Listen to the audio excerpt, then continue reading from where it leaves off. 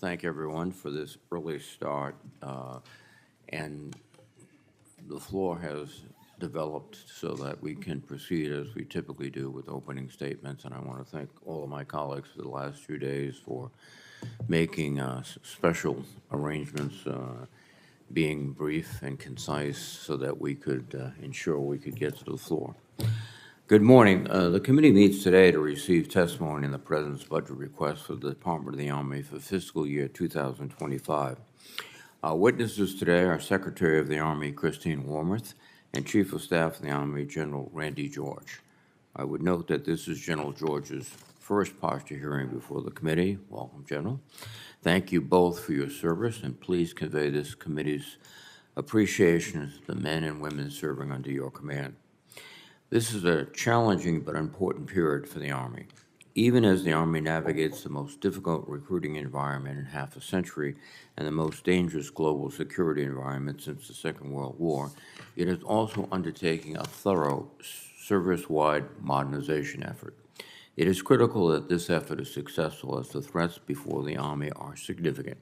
We know that China seeks to challenge the United States' interest in leadership in the world, that Vladimir Putin views Ukraine as a stepping stone in his imperialist vision, and that Iran seeks to exploit the war between Israel and Hamas to expel the United States and other countries from the region. The United States Army, the most combat-credible ground force in the world, is fundamental to successfully deterring and, if needed, confronting these threats. It is worth noting that each of these challenges I just mentioned can be addressed in part through the National Security Supplemental that the Senate passed more than 2 months ago. The bill would support Ukraine, Israel, and Taiwan, provide humanitarian relief in Gaza, and replenish the United States Army with the stocks and resources it so urgently needs. And I urge the House to pass this supplemental funding immediately. And indeed, if we have to once again encounter it, that we do so immediately. In its fiscal year 2025 budget, the Department of Defense has requested $186 billion for the Army, continuing multiple years of flat budgets for the service. And I'm concerned that inadequate investment in the United States primary land component may create vulnerabilities and complicate decisions about how to use the funding. We risk the Army's combat strength if we do not provide it with the resources it needs to continue full modernization. Secretary Wormuth, General George, I'm interested in hearing about the Army's view of its mission globally, especially in the Pacific, as well as how the service is adjusting its operating concepts and force posture within its budget constraints. To remain competitive with China and Russia, we must prioritize investments in the cutting-edge technologies that will define future battlefields across all domains. The Army specifically has been pursuing modernization in key areas like long-range fires, air defense, vertical lift, and deep sensing, among others. These are ambitious and far-sighted objectives. I'm also encouraged by the Army's efforts on its new cross-functional team focused on contested logistics. This team, under the direction of Army Futures Command, is addressing the need for more resilient and agile logistics in dangerous environments like the Indo-Pacific. I've recently visited a number of Army posts, including Grafenwehr Training Area in Germany and Fort Sill and McAllister Army Ammunition Plant, Oklahoma. I've been impressed by the work that these soldiers and Army civilians are doing to not only train and equip our warfighters, particularly for counter-UAS missions, but also the lessons and knowledge gained from our foreign partners, including the tens of thousands of Ukrainians who have conducted training at Grafenwehr. I would like to know what lessons and tactics the Army is learning from the conflicts in Europe and the Middle East, and what resources are needed to implement them. As I mentioned, the Army's most valuable asset has always been its people. I am pleased to see this budget request places a priority on taking care of our soldiers by providing a 4.5% pay raise and committing more than $2 billion per year for the next several years to improve barracks and family housing. The Army is also making significant investments and improvements to its recruiting enterprise. For the past several years, the service has fallen far short of its recruiting goals, but recent program initiatives, including a major new marketing campaign and expansion of the Future Soldier Prep Course, appear to be gaining some ground. I would ask for an update on your efforts to recruit a broader pool of potential recruits and grow back end strength in the coming years. Finally, the Army must continue to improve its readiness in the context of long-term strategic competition. The Army's focus on increased training exercises, including Defender Europe, Pacific Pathways, and its leadership in the Project Convergence series demonstrate a commitment to broad experimentation and regional preparedness. I would ask for an update on how the Army is designing exercises to support its forces on our pacing threats, China and Russia. Again, I thank the witnesses for their participation today. Look forward to the testimonies. And as a reminder for my colleagues, there will be a closed session immediately following this hearing in room SVC 217. Let me now recognize the ranking member, Senator Wicker. Thank you, Mr. Chairman, and I thank the witnesses for being here today and for briefing so many of us before this hearing. The chair mentioned that this is General George's first testimony before the committee in this capacity. It's noteworthy that Secretary Wormuth actually administered the oath of office to the general via cell phone while he was visiting the 11th Airborne in Alaska. Since then, these two leaders have worked together to reform their service branch, and I commend both of our witnesses for their shared leadership. In October, the Army announced a series of overhauls to its recruiting structure and strategy in an effort to combat the recruitment crisis. I hope to learn more about this today. When implemented, the entire Army recruiting enterprise will reside under a single 3-star commander. This person will serve for 4 years and report directly to the Secretary of the Army.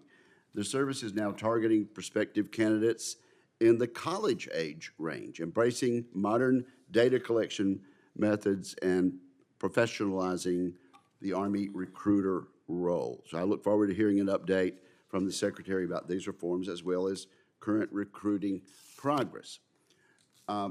These recruiting overhauls directly impact the new Total Army Analysis released in February. The Army rightfully reduced force structure to align better with the number of soldiers in its formation. The service plans to stand up a new counter-UAS, some new counter-UAS batteries, fire protection battalions, and multi-domain task forces to adjust to current trends in warfare. While I support these decisions, I remain cautious about the reductions in special operations forces and would like to hear from General George about the service's proposed force structure changes. All of the units and soldiers in the Total Army Analysis will rely on current Army modernization efforts. I'm encouraged that the Army's FY25 budget request contains more than double its purchase year over year of precision strike missiles, a critical capability in the Indo-Pacific. Further, the Army tripled its request for Coyote counter-drone interceptors to help protect our soldiers and overseas bases from Iranian attack drones. I also thank the witnesses for using congressionally provided multi-year procurement authority to procure both Gimlers and Patriot missiles. However, I must say it's disappointing to see additional Patriot and Stinger missiles on the unfunded requirement list rather than fully funded in the base budget. Unfortunately, the Biden administration has again done a disservice to the Army in the FY25 budget submission. When accounting for inflation, this year's budget is more than a 2% cut compared to last year. Madam Secretary and General George, and members of the committee, I appreciate the chairman of the committee just a moment ago expressing concern that we are not providing adequate resources to the Army to get the task done. General George submitted a list of over $2.2 billion worth of unfunded priorities the Army needs, including more counter-UAS capabilities like Roadrunner and reconnaissance systems. I think that's a low figure. I'm convinced the Army actual unmet needs far exceed this $2.2 billion. And so, General, I'm going to ask you to comment on that. U.S. Army Pacific has $430 million of unmet needs, of which only $100 million are covered in the unfunded list. Plus, we know of significant shortfalls elsewhere, such as nearly $1 billion missing to update the Army pre-positioned stocks this year. The Army plays a leading logistical role in the Western Pacific, and I'd like to hear from both of our witnesses about what else we can do to improve our ability to operate there. Tell us what you need, please, and we'll try to get it for you. Congress must correct this budget request and ensure the Army has the resources to meet the needs and meet our nation's challenges. Thank you to my teammate, Mr. Chairman. Thank you very much, Senator Wicker. Madam Secretary, please. Good morning, Chairman Reed, Ranking Member Wicker, distinguished members of the committee. Thank you, first of all, for your continued support of our soldiers, their families, and our Department of Army civilians. General George and I appear before you this morning at a period of profound transformation for the United States Army. We are transforming our capabilities, our force structure, and our recruiting enterprise to ensure that the Army is ready and able to defeat evolving threats, keep pace with technology, and attract the very best talent. As we pursue this transformation, we're also taking care of our people, ensuring that our soldiers and their families have the quality of life they deserve to sustain our readiness now and in the future. This is my 4th year before the committee, and like last year, the FY25 budget continues to support the most ambitious modernization effort the Army has undertaken in over 40 years. We're making significant progress transforming our capabilities by staying consistent in our goals and meeting key milestones for development and fielding. The Next Generation Squad Weapon, Integrated Battle Command System, the mid-range capability, and the Precision Strike Missile are examples of just some of the critical new systems we've recently delivered. As we bring new systems into our inventory, we're also transforming our force structure to meet the priorities of the National Defense Strategy.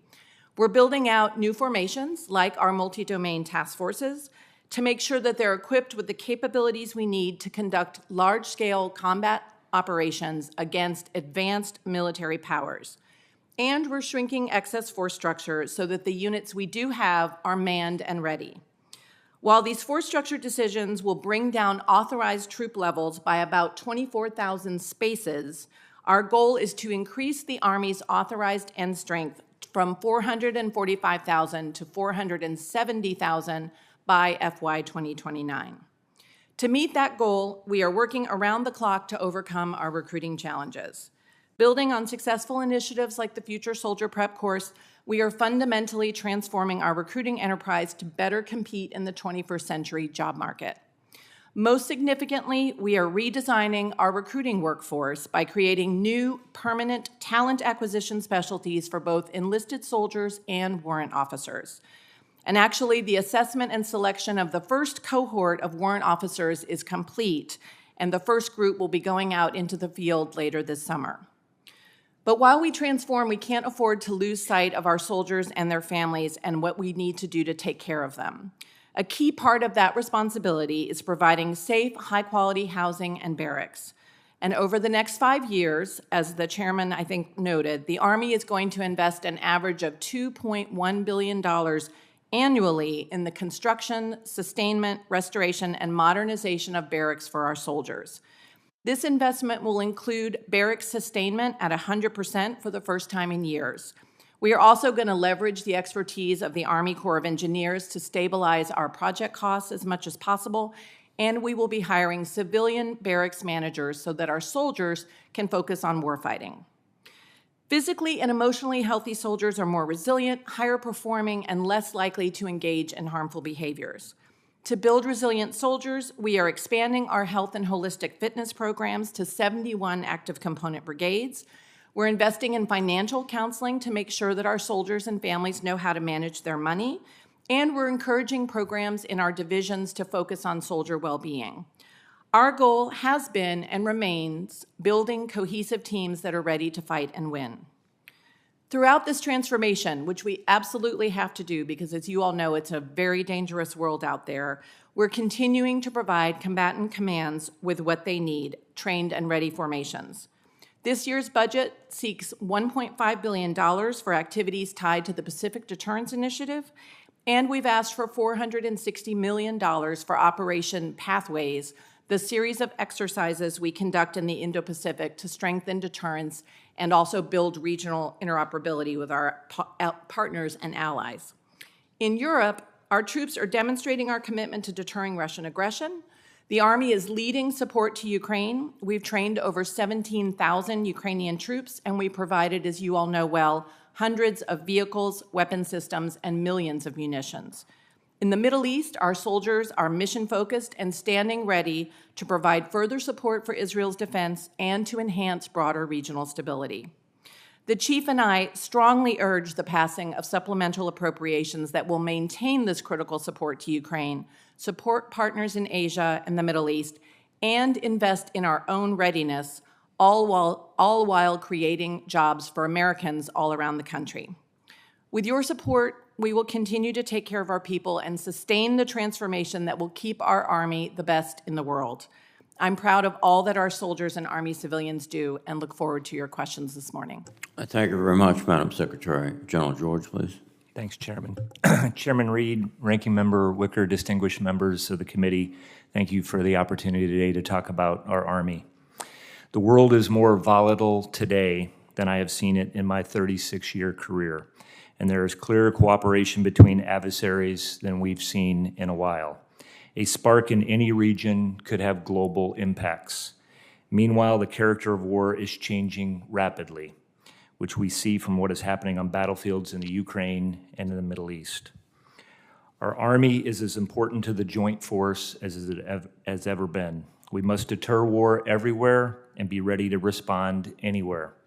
So we are focused on providing the best Army with the budget we are given. Our soldiers deserve it, the joint team deserves it, and our nation deserves it. And that means making some tough decisions and finding ways to get better every day. As the Secretary already highlighted, our planned investments reflected in our FY25 budget will help our Army win the future fight and ensure that our soldiers and their families remain ready and resilient. Across the Army, we are learning from global events and continuously transforming how we operate, how we train, and how we equip, and I'd like to highlight a handful of things. We're learning that designs for things like unmanned systems must be modular, adaptable, and software-defined. We are working to get relevant technology into hands of our soldiers immediately. We are learning that counter-unmanned systems must evolve as the threat does to protect our formations and critical infrastructure. We are also moving out on that while being mindful of the cost curve. We need cheaper solutions. We are learning that in some cases, the right tech already exists to support transformation. For instance, the tech exists to make our command and control nodes more mobile, low signature, and more effective. And we are fixing our network. And we are building our magazine depth and modernizing our organic industrial base because we know that wars never end as quickly as we hope. They take a lot of ammo. We are also transforming how we recruit, ensuring that we have the right talent and right tech, and that we are getting the word out about how our Army is a great place to serve because of our mission and our people. Finally, we are also looking at where we need to reimagine our processes and where we can afford to stop doing things that don't support our warfighting mission or building cohesive teams. I'm proud of what our soldiers are doing around the world. We appreciate your support, and we look forward to your questions. Thank you very much, General. Both for the Secretary and the Chief of Staff. The obvious point is you're operating under a flat budget, essentially, and that makes your decisions of how you spend the money more and more critical. Secretary Wormuth, the Army has made some shifts in its priorities this year. Can you describe the overall guidance for building this ready and modernized Army and the shifts you've made? Certainly, Chairman. You know, the Chief and I are very focused on spending every single dollar that we have in the most effective way. And I think the broad direction of our modernization program has remained the same. You know, we continue, as you said in your statement, to focus on investing in air and missile defense, in long-range precision fires, in advanced aviation and a number of other categories. You know, I think we did make, obviously, a significant decision in choosing to not pursue further the FARA reconnaissance aircraft. But in doing that, we basically came to the realization, looking at, you know, what's happening on the battlefield in Ukraine, for example, what's happening with technology. We felt we could meet that requirement in a different way. And we also wanted to make sure we kept our aviation industrial base healthy. And so that led us to the multi-year procurement of additional but more modernized Black Hawks. But beyond that, I would say, you know, again, the broader goals of our modernization program are looking at the large-scale combat operations study that we did several years ago now. I think the things that led us to invest in, frankly, have been validated to a large degree by what we see happening on the battlefield in Ukraine in particular. And so we're going to continue, I think, with all of those important portfolios. And they're going to give us capabilities that we need to be able to deal with challenges in the Indo-Pacific, but also in Europe and elsewhere, because as the chief says, you know, we're a globally deployable Army. We're not focused on one theater. Thank you, Madam Secretary.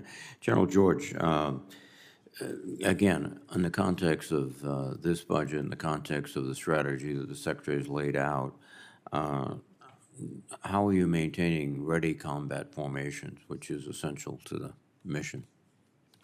Yeah, Chairman, and that's every month I chair the readiness update, and there's nothing more important than having a ready Army, and so we're completely focused on that. To carry on a little bit with what the Secretary was talking about, we owe it to make sure that every dollar that we're spending, and so we're looking at processes.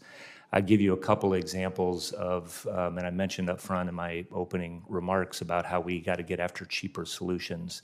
And I think unmanned systems is a good example of that. Countering unmanned systems as well. We can't afford to keep lobbing very expensive missiles out of that. So we're working on those kinds of things through R&D and then getting stuff forward to do it.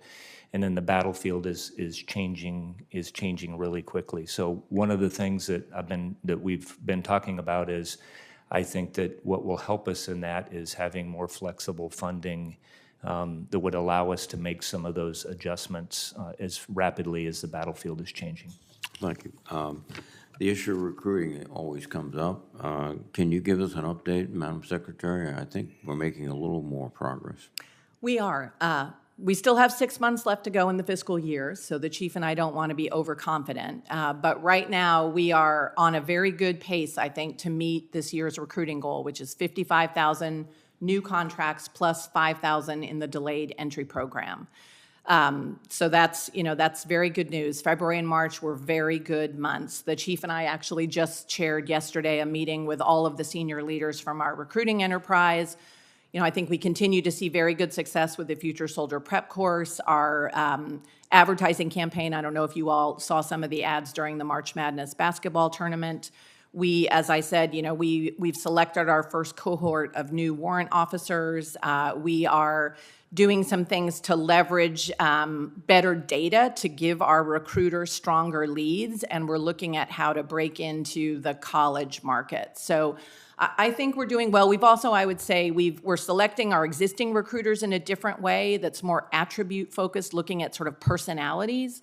And we're also, we've overhauled the curriculum in our recruiting college. About 40% of the curriculum has changed. And so the recruiters that we surged kind of late last year have gone through that, and they're in the field now, and I think they're part of the reason why we're seeing our contracts per month go up.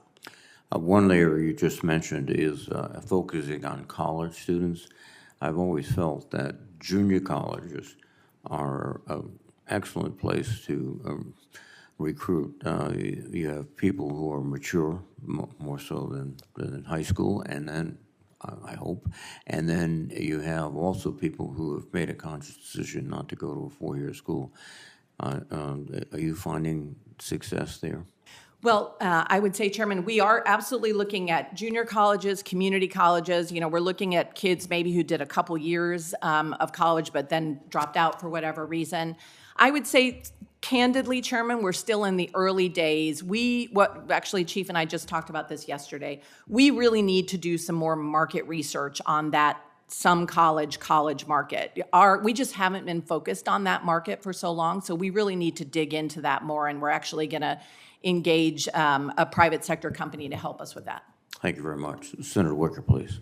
Thank you, Mr. Chairman. General George, you said, I believe, this is the most volatile international security situation in, did you say 37 years? In my 36 years. 36 Senator. years, okay. And also, your prepared statement with the Secretary says the Army must transform quickly. Chairman Reed said that the budget that's now been proposed is essentially a flat budget. I think he might not take issue with my statement that it's a 2% cut when you consider inflation and purchasing power. I understand what the Secretary said about using every dollar carefully and making sure that we squeeze every bit of value. But we're not going to meet this threat simply by being more efficient with the dollars that have been asked for, either in your budget submission or the unfunded requirement. There are $430 million in unmet needs in U.S. Army Pacific, and only $100 million of that $430 million is covered in the Army unfunded list. We need almost $1 billion to update Army preposition stocks this year. This budget is not adequate for this most volatile situation in 36 years, is it, General George? Senator, what I was focused on in the unfunded priority list first and foremost was everything that we could potentially execute. So there was two things in the unfunded priority list that we put in there, and it was a very extensive process that we went through. One was a lot of things that were in our base budget, but we next on the list to maximize production. So there's some of those that took us out to production.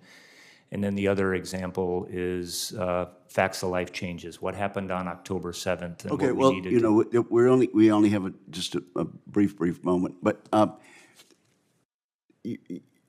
the $330 million that aren't covered of U.S. Army Pacific, you're going to need that, aren't you? Are you saying you can't execute that in the next fiscal year?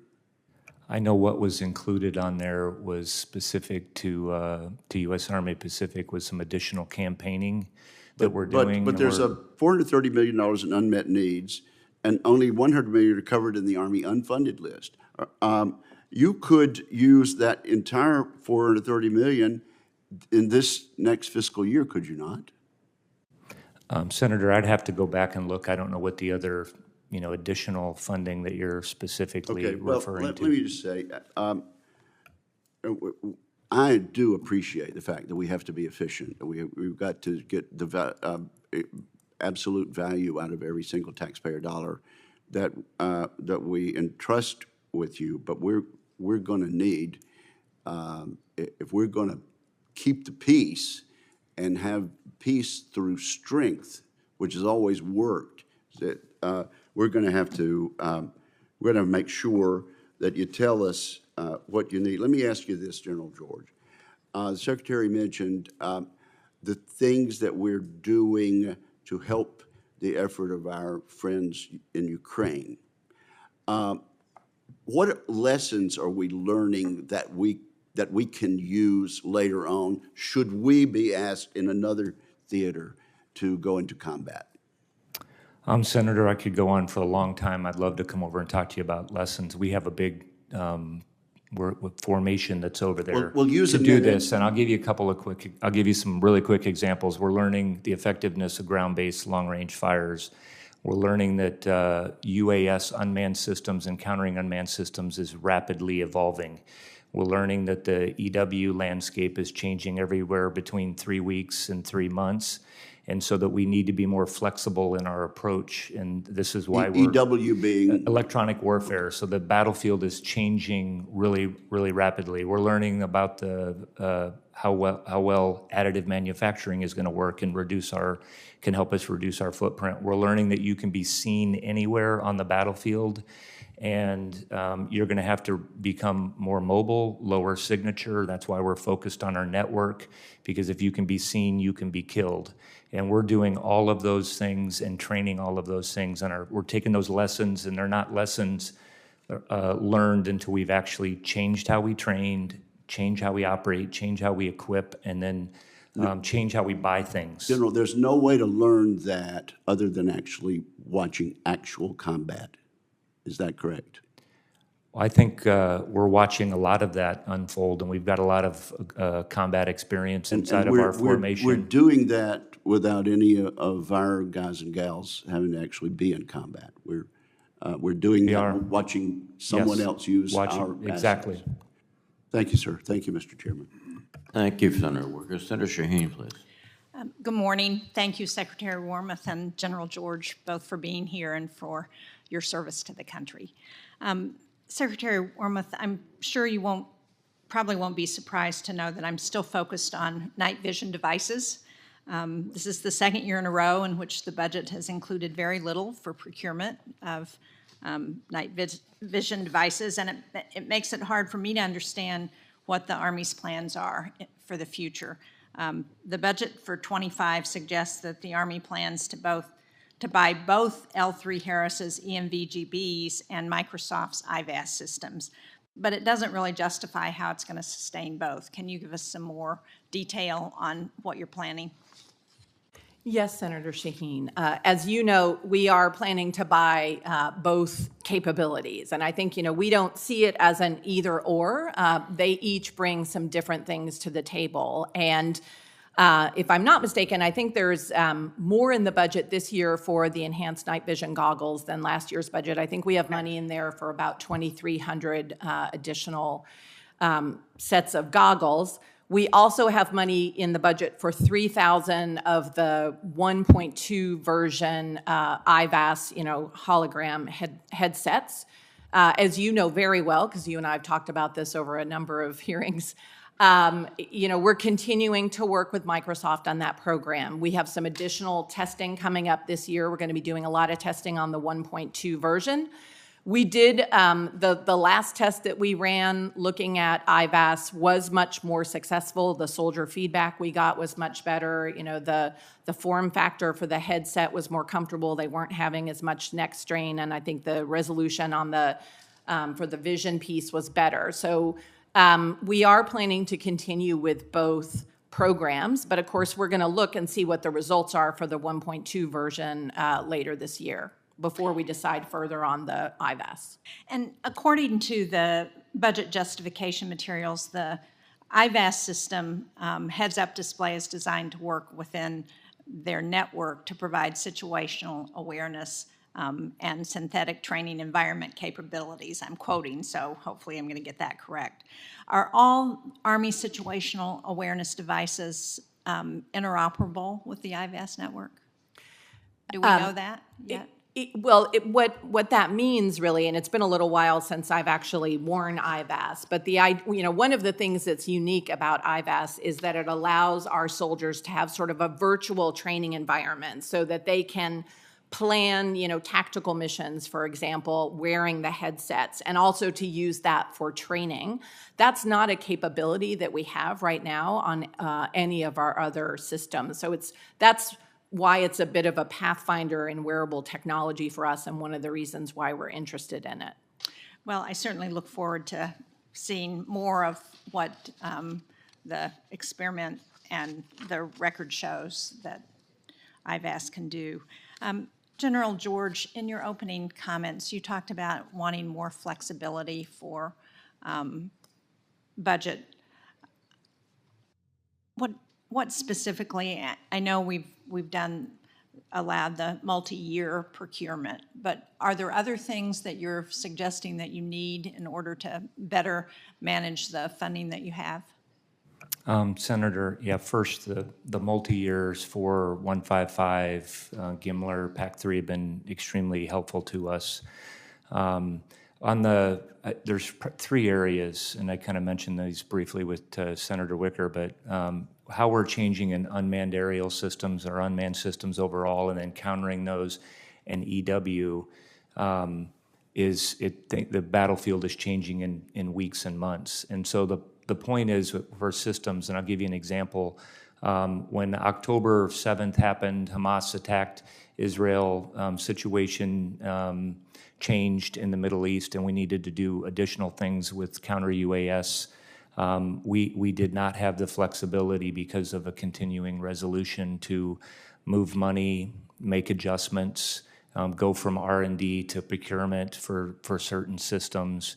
And so I do think in those three areas, just as how fast, and we're not talking big systems, that we need more flexibility in those areas because of how things are changing. And I'm confident that we could do that in a way where we would notify and wait and to tell inside those systems. So those are the three areas that I think we would need the flexibility. But just to clarify, the fundamental problem there is budget certainty and making sure that you're not operating on a continuing resolution on an ongoing basis. Right.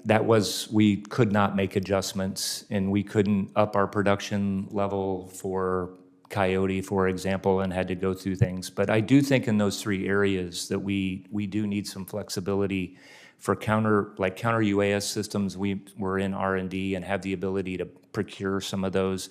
I think it's also going to help for a lot of the small technology firms that are doing great things here in the States. Thank you. Thank you, Mr. Chairman. Thank you, Senator Sheen. Senator Fisher, please. Thank you, Mr. Chairman. Thank you both for being here today. General George, your unfunded priority list included several counter-UAS systems that you just touched on with Senator Shaheen. Can you tell us why it is important to acquire these systems in fiscal year 25, if not sooner? Senator, I think that you've seen with just what happened last weekend with the number of systems and unmanned systems and one-way attack and loitering munitions. I think every formation out there is going to have to operate these unmanned systems inside of our own formation, and we're going to have to be able to counter them. And so we need to, I think that's one area where I think we're going to have to speed up, and we're attempting to do that, wanting to do that inside the Army. Well, I appreciated that you put it on your unfunded priority list because it is extremely important, extremely helpful. As you said, we just witnessed some of that last week. General and Madam Secretary, we've seen the unmanned aerial systems. We've seen the counter-UAS systems to be used to great effect. And we've seen them particularly in Ukraine. So how is the Army taking what it has learned specifically in that conflict about drone warfare and incorporating those lessons learned into the development of new tactics, techniques, and procedures for soldiers? Sure, Senator Fisher. First of all, we are aggressively collecting lessons learned from what we're seeing in Ukraine across the board. I was actually in Grafenwehr in February and saw some of the training we were doing with the Ukrainians, and frankly, I felt like our soldiers might have been learning more from them than they were learning from us. What we are doing is, taking all of those lessons and infusing them into our combat training centers, so at Fort Irwin and at Fort Johnson, and you are actually seeing what we call the OP4, the opposition force that our brigades train against.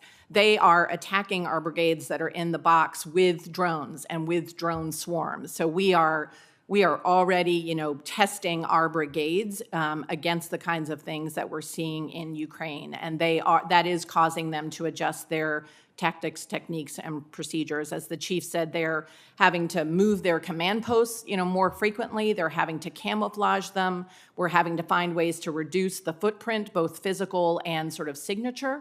But we are very much trying to learn those lessons. As someone said, a lesson observed is not the same thing as a lesson learned. Thank you.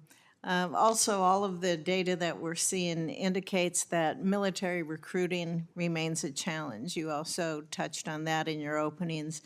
I do appreciate the efforts that you have made, those ongoing efforts, and to help create solutions so that we can maintain our all-volunteer force. Madam Secretary, your joint written testimony outlines the Army's plan for transforming the recruiting enterprise in part through a focus on innovation. How will the Army work to quickly take the successful approaches and incorporate them into a wider recruiting enterprise? Well, we're creating an innovation, essentially, cell or directorate that will be part of U.S. Army Recruiting Command, and they are doing everything from helping us, figure out how to develop the pipeline to train the new, what we call 42 Tango. That will be the kind of specialized enlisted recruiters that will come in. So they're involved with curriculum development. They're involved with helping us figure out how to apply artificial intelligence and machine learning to, again, looking at large data sets of potential prospects and really trying to help our recruiters focused on the best leads, if you will. They're helping us look at basically what we would call the recruiting station of the future. We really think we need to sort of fundamentally relook everything from sort of the storefronts to kind of how our recruiting stations operate. So those are just a few examples of how the innovation cell will help us. I'm really concerned about what I perceive as a growing distrust of institutions in our society, and especially with our younger generation. Are you looking specifically at ways to address that as well, and to be able to communicate better about the strength of a commitment and dedication, and how important that is, and just the value of the institution? We are, Senator. I share your concern about the decline of trust that our young people have, and frankly, a lot of Americans have in our institutions. I think what we can do in the Army is, continue to do more to talk about the value of service and what it means to be part of an institution that's about something larger than yourself and about protecting this great country. But that, I think, frankly, it's something that we need your help on, all of you, because I think we need more voices in leadership talking about the value of service. It can't just be, the fact that 83% of our recruits come from military families. That's wonderful in many ways, but it's also a little concerning. We can't rely on just military families to give their kids to the Army. So the more all of you, I think, can talk about the value of service, that will help us. Thank you. Thank you, Mr. Chairman. Thank you, Senator Fisher. Senator Hirono, please. Thank you, Mr. Chairman. Thank you both for your testimony. Secretary Wormuth, the Army is negotiating renewals for several very important training area land leases in Hawaii, particularly Pohakaloa on the Big Island. In that training area, that would be the Army and the Marines, not to mention our civilian people. So anyway, we're in the midst of negotiating, although those leases do not expire for a number of years, but we do need to be already in the process. The lands that this training area, particularly Pohakaloa, hold cultural significance to the Native Hawaiian community, and it is imperative that you and your team conduct frequent and respectful engagements with the local community leaders, especially the Native Hawaiian community, because truly we need to avoid a situation where there is major conflict in terms of our ability to extend these leases. So I included a provision in last year's NDAA that requires the Secretary of Defense to designate an official responsible for coordinating these negotiations. Has that individual been identified, and could you provide an update on the lease renegotiation efforts and community outreach? Certainly, Senator Hirono. I am tracking that requirement in the last NDAA. I do not believe that OSD has yet hired that individual. I know that, we have had discussions with them about the attributes that would be helpful in that kind of person. Obviously someone who has deep ties to the community and relationships with all of the different stakeholders. But I think OSD is still working to identify the right person for that. You know, we certainly think it would be helpful to have someone be a single belly button, if you will. What we're doing in the Army is really to try to have exactly the kinds of conversations that you're referring to with all of the different stakeholders. So General Flynn has been very engaged. My assistant secretary, our assistant secretary for installations and the environment, Rachel Jacobson. We've had our general counsel, Carrie Ricci, has been out to Hawaii to have conversations.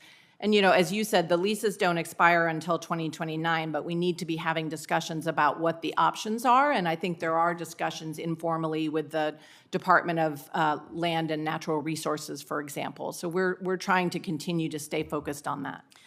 I cannot overstate the importance of finding the right person to be that liaison with the community. Let me give you an example. The Maui wildfires has resulted in the family of what I describe as the family of federal agencies there. Over 1,000 federal people have been there on Maui, and FEMA, of course, is very much there. And as FEMA is conducting its cleanup operations and all of that, they have hired dozens of cultural advisors to be there when they are actually cleaning out individual lots. That is how critically important the sensitivities are.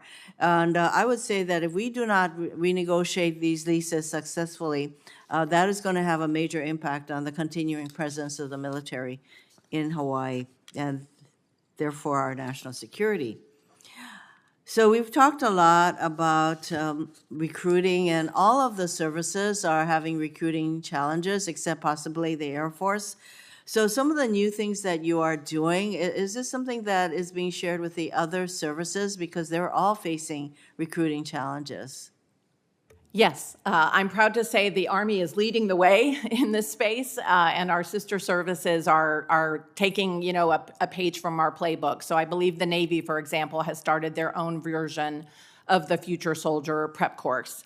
Secretary Austin has regular conversations with the service chiefs and secretaries, and we're sharing our lessons learned and what's working for us and what's not working in some cases.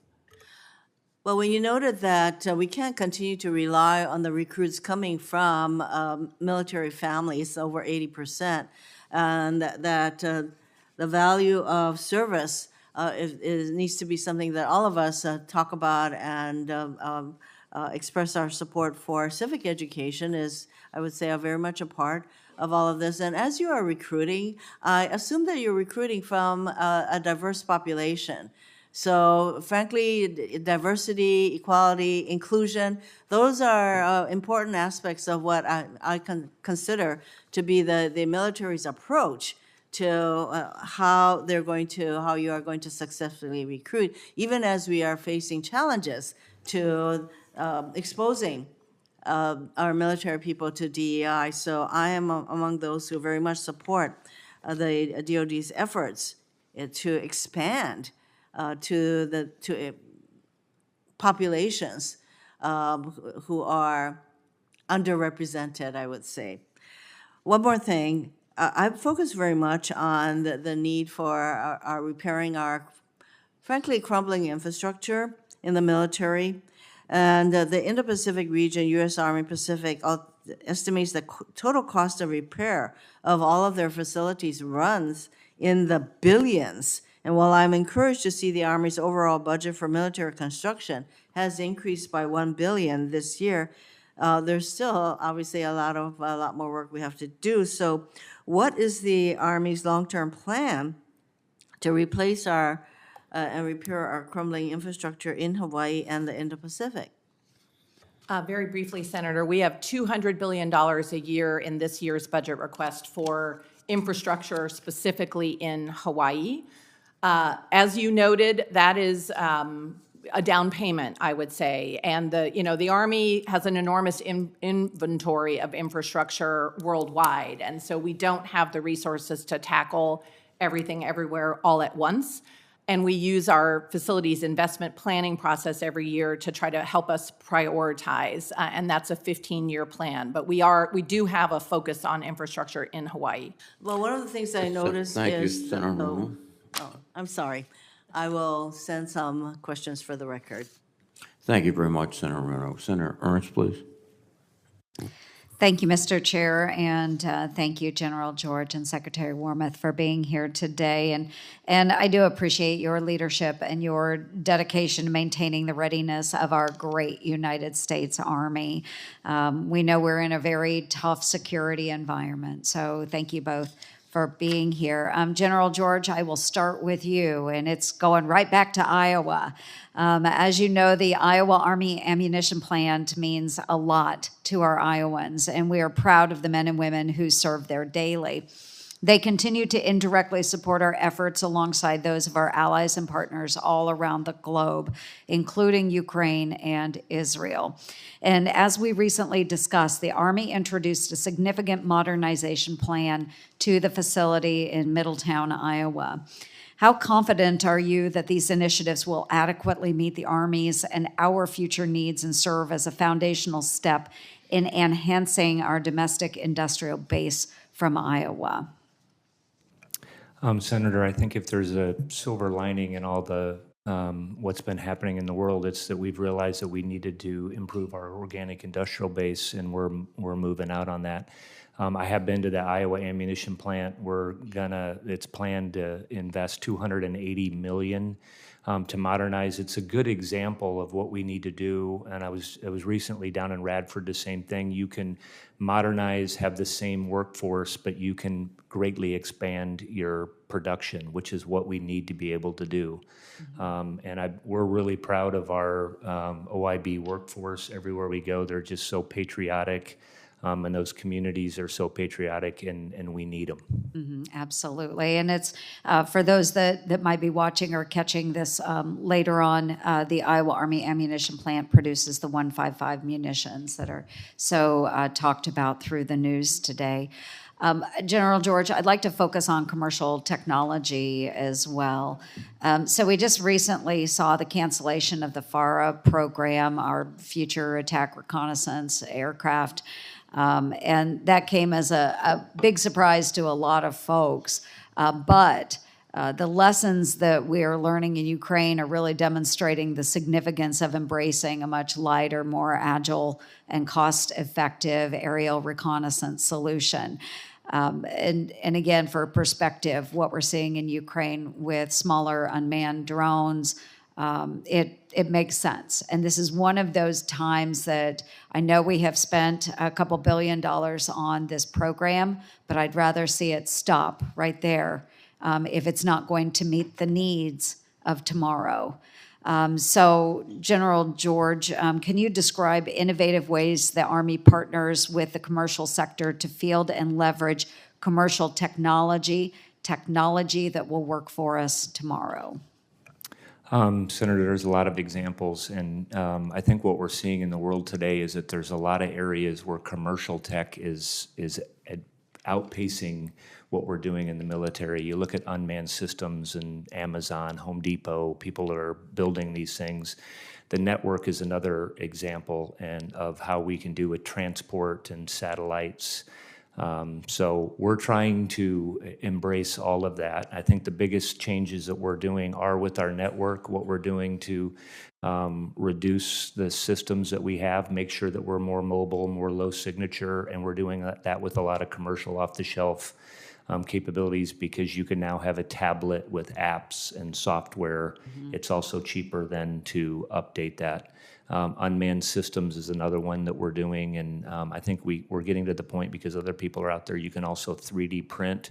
So we want modular open system architecture systems that we can adjust sensors with, and a lot of that is happening. The actual bus or the UAS commercial technology is moving very rapidly on that. So I think we can learn a lot from that and pull that into our formation. Right, I appreciate that. And I think it's important that we take a look at the constrained budgetary environment that we operate in today and try and do more with what already exists out there. And we're seeing this in many instances with the constrained budgetary environments that we see in Ukraine, in Israel, and other places around the world. So I am running out of time, but Secretary Wormuth, too, I really appreciate you asking all of these great folks to be a voice as well. There are a lot of really incredible young men and women that are out there. We need to be able to reach them and encourage them into service. But thank you both very much for your service. I appreciate you. Thank you. Thank you, Mr. Chair. Thank you, Senator Ernst. Senator King, please. Thank you, Mr. Chairman.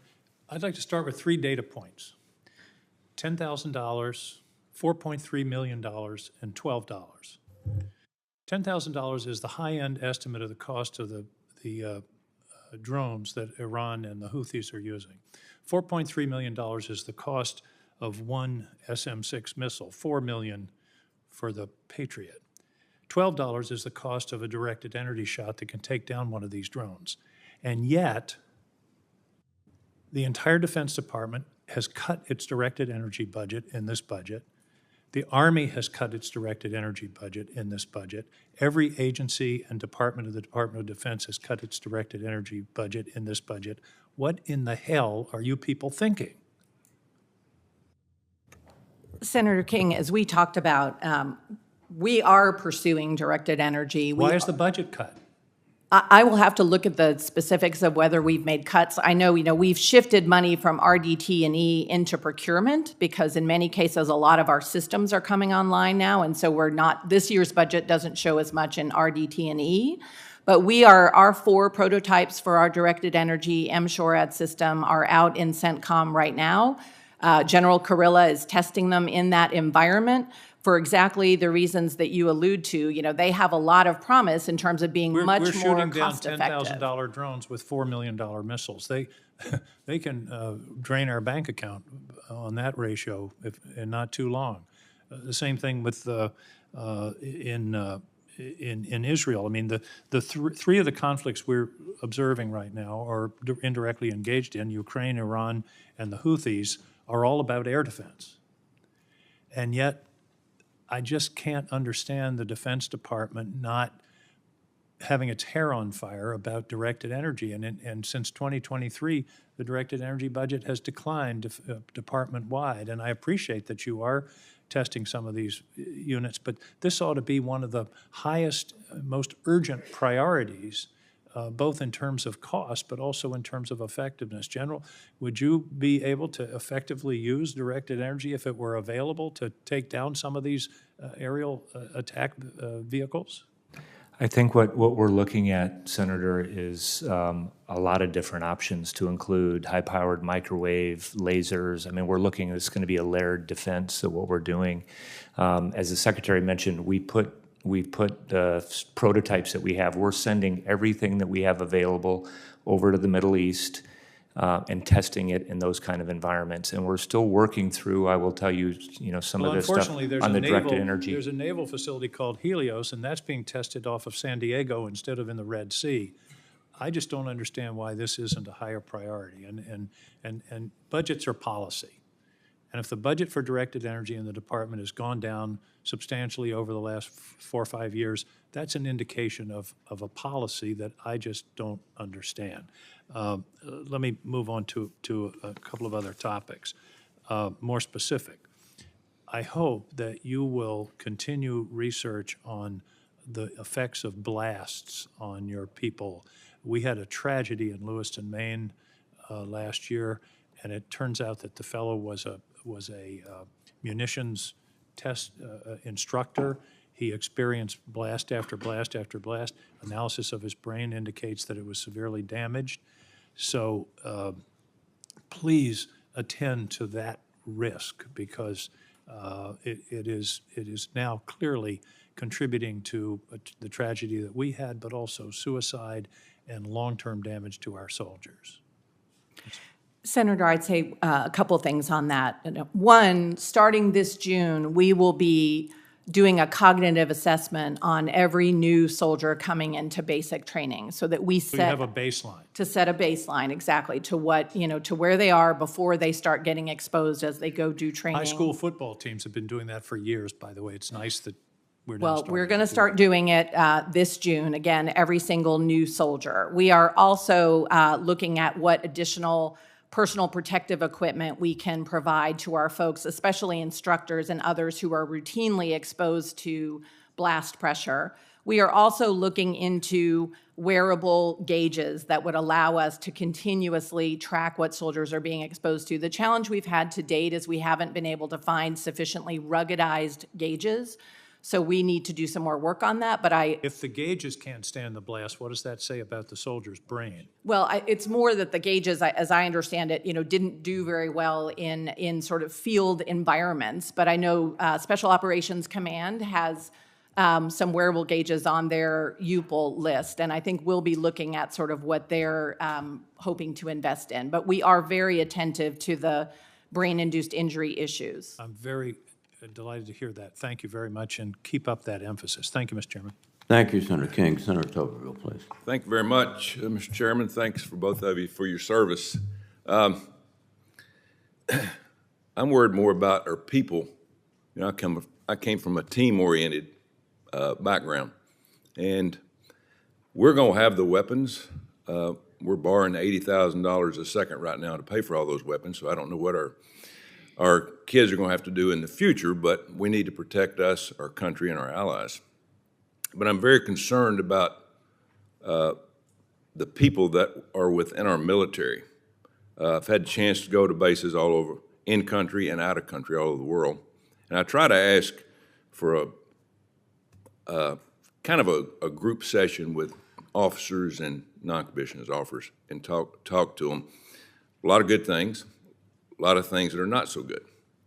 A lot of them concerned in the last few years about some of their fellow service members that didn't make the cut because they didn't take the vaccine. Secretary Wormuth, we lost 1,861 service members and 200 people that basically were mechanics in the military. Or did we have a backup plan for that, especially for the mechanics that we lost, that we very desperately need in times like this? Senator, I think, again, one way we try to deal with shortfalls in any particular MOS is to increase our recruiting in that area. Obviously, none of us anticipated the pandemic. None of us anticipated many of the different effects, but the percentage of soldiers who were released from the Army because they didn't take the COVID vaccine was very, very small out of our formation. Yeah, well, 2,000 people is a lot of people as we look at it today in recruiting. And I think it's important. We need to look at our shortfalls when it comes to that. Also talk to a lot of our service members that are out of the military as we speak. A lot of special ops, a lot of Rangers. A lot of them are very disgruntled about the things that they were being taught at the end of their service. DEI. If I had to use DEI when I was coaching, I'd have been fired a long time ago. I don't think you can run a military off of diversity, equity, and inclusion. I think you do it with the best, the meanest, the people that we need to train to fight to defend this country. What's your thoughts on that, General George? Senator, I would be honest about this now. Yeah, we're in trouble. I will tell you, and you can ask any of the formation we go out and I'm talking to them. We're focused on building warfighting, increasing lethality in our units, and building cohesive teams. So as you know from being a coach, when you're bringing everybody together too, you also we got people coming from all over the country. So I've been talking about building cohesive teams since I was a brand new private, when I was instructed on that, coming right out, all the way of being a leader. So I think that those are the two things that we're focused on. It's obviously different in every form, in different formations that I've been in different levels, but that's what we need to be focused on. Yeah, and you're finding out that it's hard to bring people from different backgrounds to put them together to make them mesh as a unit, as a team, and their lives are at stake. It's not a football player, playing to win or lose a game. It's their loss in the military is losing their life, and I just want to make sure we live in a dangerous world, as we all know. I think that I would love to be giving y'all this $100 billion that we're getting ready to send overseas to our military, to the people, to try to get more people in the military. I think we need to look more at us than we do at other people. I can understand why we're doing this, but I think we're going to have shortfalls in the long run when it comes to that. General, are we taking illegals into our military? in the Army? I think what we're taking it, you have to be a legal permanent resident or a resident of our country to enlist in the Army, Senator. Do you know, Mr. Secretary? Are we taking illegals in the Army? As the chief said, you have to be a lawful permanent resident or a resident of the United States to join the military. Resident or a citizen? Lawful permanent, I'm not the State Department, but lawful permanent resident, I think, is a immigration status that is not full citizenship, Yeah. but it is certainly not an undocumented person. Yeah, well, I would just hope that we would take people that love this country. I know there's probably a lot of people come across the border that's going to end up loving our country. I can understand that, but, having people that really understand, what that flag means is pretty important in our military. So I would hope that we would really consider the options, if it came down to that. So thank you both. Thank you, Senator Tocqueville. Senator Kane, please. Thank you, Mr. Chair, and thank you to our witnesses. General George, I appreciate our visit to Radford a couple weeks back, looking at that World War II era old facility, but cutting-edge work is being done there. You spoke with Senator Ernst a bit about this, but talk about the need to increase our capacity to produce munitions. General Cavoli was here the other day and was talking about European nations upping their production capacity, but talk about what we're doing in the Army to increase munition production. Senator, same as in Iowa, what we're, down the Patriots that are down there, and Radford, for example, what it does down there just with energetics and explosives is critical, not only just to the Army, but really the joint force. So that all of our base organic industrial depots and arsenals are critically important. And it's important, a lot of what's in the supplemental is actually going to go back to improving those facilities, which we need to do. So we're investing in our own base. I think we have $640 million that's in there to get after projects, and I know there's one down at Radford, but we have to modernize those, and we're starting to do a little bit of that at Radford, but we got more work to do. You raise a good point. The supplemental isn't just about overseas support. About $130 million in the supplemental is going to Radford for munitions production, and there are similar investments being made at munitions facilities around the country. I do want to start by recognizing the men and women of the 7th Transportation Brigade at Joint Base Langley Eustis in Virginia. They are on their way to answering the call and deploying into the Mediterranean in support of the humanitarian aid efforts on the pier construction in the Eastern Mediterranean, and I just wanted to mention them. Future soldier, I want to ask you, Secretary Wormuth, we've talked about this before. Share a little bit more about this program. As I understand it, and you really are, the Army is leading in this way, taking folks who want to be in the military but who may not meet some of the physical criteria, but you are doing good work in designing this pre-course that enables somebody to meet the physical criteria to enter the Army. What are you finding out about their ability to not just meet but then sustain the physical capacity as they have enlisted? Thanks, Senator Kane. Yes, there's 2 tracks in the Future Soldier Prep course. There's an academic track for young people who haven't quite scored high enough on the test that we use, and then there's a physical track if you're not quite within the body fat standards. So young people can take one or the other. We now have expanded it, and they can take them in parallel. We've graduated, I think, almost 18,000 young people out of this program. It's like a 95% success rate.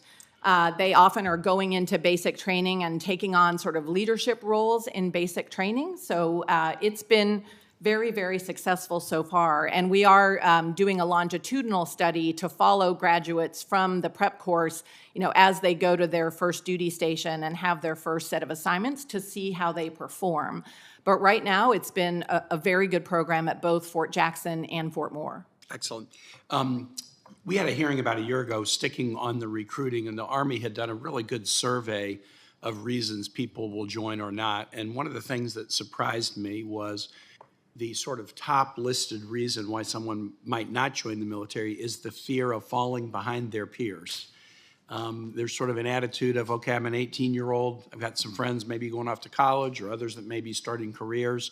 I'd like to serve my country. I see that it has a patriotic advantage, but I worry that 5 or 10 years down the road, when I exit the military, or 20 years down the road, my peers will have moved farther ahead and I won't. And so making the case to young people that a military career isn't a cul-de-sac or detour from life success, but it enhances possible future careers seems to be really, really important. As you're approaching retooling, recruiting, how are you kind of factoring that in? Well, one of the things we're trying to do is really get the word out in part through our marketing about, how that is basically a myth that you're going to be left behind. I mean, we have the GI Bill. We have certification programs so that soldiers can earn, certificates that are marketable when they leave. And what we've really tried to do is to have some of our marketing efforts really focus on that and kind of getting that information out there. And that's obviously something that we make sure that our recruiters are well versed in so they can talk to young people and, frankly, their parents and other important influencers about all of the benefits to joining the Army. Great. Thank you. I yield back, Mr. Chairman.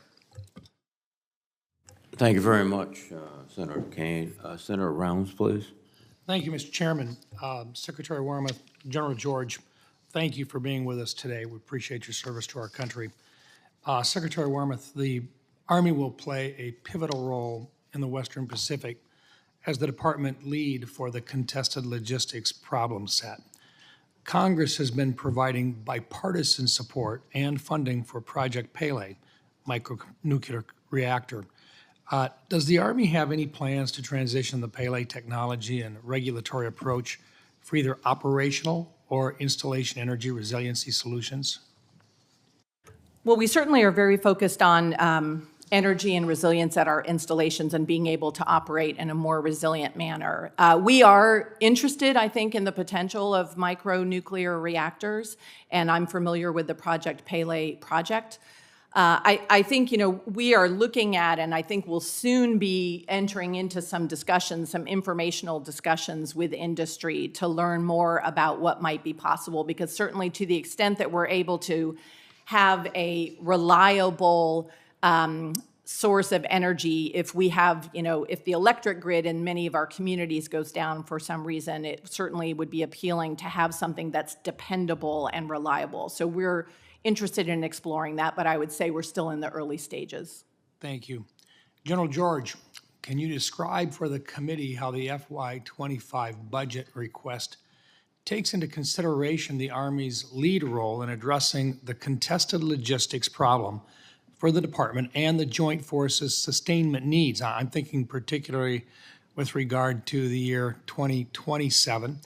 I'd like your professional military opinion. Do you believe that the Army will be able to fulfill its role and meet those requirements?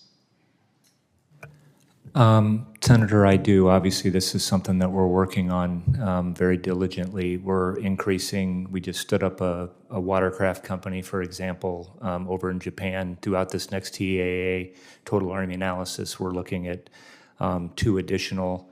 We're investing in the LSV, some of the same capability that's getting ready to go over that's out in the Mediterranean right now. I will say that this is a joint mission that we're getting after with that, just like we're doing that mission. We have rehearsed those, so that's, I think, the other thing that we have to do. Are in this next budget 200% increase in our exercising. Obviously, testing, doing all these things through exercises is where we learn. We're going to be also doing it with partners and allies. And then we're also taking a look at overall what we need to do with, for example, on watercraft, what can unmanned systems provide? What can we do with leasing? Prepositioned stocks is a part of this. So I think we're looking at this holistically, and we have stood up here just this last fall, a contested logistics cross-functional team that is really focused on that for the whole Army. How about with regard to the different nations involved in the status of forces agreements and so forth? Are those coming together? Are you talking, Senator, like where we would maybe station something, or what our forward posture would be? Yeah, and I'm curious whether with regard to the agreements themselves and so forth, The Army takes a role, but does the State Department participate in those discussions as well? Obviously, a lot of that is going to be led by the ambassador, by the State Department. It's going to happen across the interagency, and I think a good example of great partnership that we have right now is how we've expanded with the Philippines, or what we've continued to do with those partners. But those particular agreements and so forth are in line for being able to meet the needs by the year 2027. Obviously, that's our focus, is moving out quickly in all of those, and I think I know it's a department-led and Indo-PACOM, but really it's the whole interagency, Senator. Very good, thank you. Secretary Wormuth, the Army established the Joint Counter Small Unmanned Aircraft Systems Office back in 2019 to coordinate counter-UAS development across the force. The top two items on your unfunded priorities list are the counter-UAS items. Now, Senator King makes a really good point when he talks about the costs involved. Can you share any information about the JCO's role in General Brown's counter-UAS task force? Sure. First of all, I want to say, since 2020, the Army's invested about $3 billion in counter-UAS, so we are very focused on that. We've spent more than any other service. The Joint Capabilities Office is really, their job is to go out for the whole department and work with industry to kind of bring forward what's possible so that we can start investing in sort of the best available technology, and then each service decides what they want to buy. But it is playing a key role. We're also standing up a joint counter-UAS university at Fort Sill in Oklahoma, again, to help us learn. And I would let the chief speak to sort of the UASs that are on his unfunded priority list. Yes, Senator. So what we did, again, I had mentioned up front on the unfunded priorities list, it's stuff that's executable and specific to the counter-UAS. It's what we've seen change since October 7th last fall. And, we've had some advancements in some of that. We know that environment and those systems are changing very rapidly. So there was one system on there specifically that we wanted was Roadrunner. There's additional missiles that we need, like Coyote missiles that we know are very, very effective, but we need to increase our magazine depth. So those are the kinds of things that were on there. Thank you. Thank you, Mr. Chairman. Thank you, Senator Reynolds. Senator Warren, please. So thank you, Mr. Chairman. Our military families sacrifice a lot to serve their country and to keep Americans safe. And one thing they shouldn't have to worry about is whether they're going to have a safe and affordable place to live. We provide basic housing allowance and other assistance to make sure that military families have what they need, but often that is just not enough. For example, the commander at Fort Carson in Colorado has 26,000 people working on post, but he is able to offer only 3,100 family housing units. What's available off base is often very expensive or requires a very long commute to get there, all because we simply don't have enough housing for our people. So, Secretary Wormuth, you oversee everything for the Army, from personnel to equipment. Do you think that meeting military families' housing needs is important, both for recruiting and retaining a strong military? Absolutely, it's very important. Okay, I agree with you. And that's why Congress created the Defense Community Infrastructure Program to help communities address, and I'm going to read, deficiencies in community infrastructure supportive of a military installation. Now, DCIP provides grants to local governments for transportation, building, and other infrastructure projects. Secretary Wormuth, would you support using this program to build more housing in communities near bases in order to help us continue, to attract the best and brightest to serve in our military? Senator Warren, this is a program that's run by OSD, and like you said, it's generally grants to communities. So I know we do use it for things like assessments of utilities and things like that in partnership with communities where we have our installations. I think additional authority for housing is always helpful. The real challenge, though, with housing is money. At the end of the day. I understand that, but you don't get what you don't ask for here. So let's start with the idea of recognizing we are in a housing crisis and making this a priority in terms of getting funding in for housing for our military. Does that work for you? Yes, and we're certainly trying to find, for example, with our privatized housing partners, we're trying to find more ways to help get money into that portfolio. Okay, I'm coming to them. Let me mention one other problem here. I have concerns about the safety of the housing we provide to service members and their families. Now, Congress recently adopted reforms to address housing deficiencies, including requiring the DoD to create a public complaint database to put a stop to government contractors acting like slumlords and then hiding settlements when they get caught. I got that bill passed 5 years ago, 5 years, and today DoD still does not have that database up and operational. Even worse, these government contractors continue to muzzle military families by requiring them to sign non-disclosure agreements. So there is no record of the mold or the broken windows or the water damage or the rats or any other unsafe housing conditions that military families are forced to put up with. Secretary Wormuth, do you think it is appropriate for government contractors to ask military families to stay silent in return for those companies meeting their basic obligations to provide safe housing? We encourage our soldiers and their families to use the dispute resolution process. Yeah, well, the part to the I'm max. worried about are the non-disclosure agreements that come out of that, the NDAs.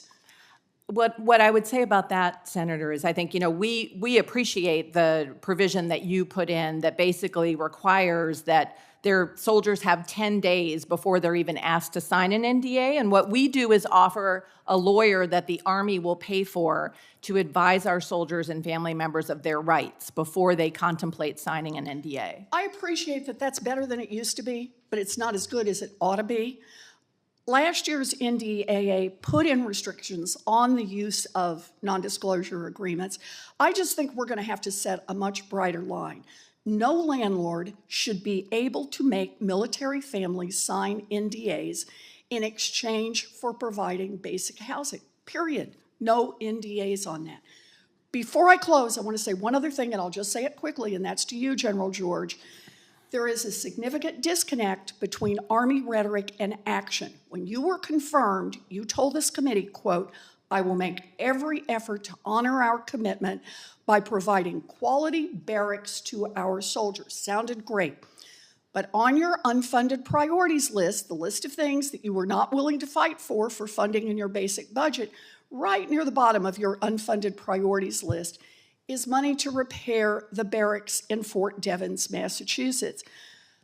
You can't stand up and say you care about housing your people and then not make housing repairs a part of your base budget. There's no surprise here. It was deteriorating and deteriorating over a long period of time.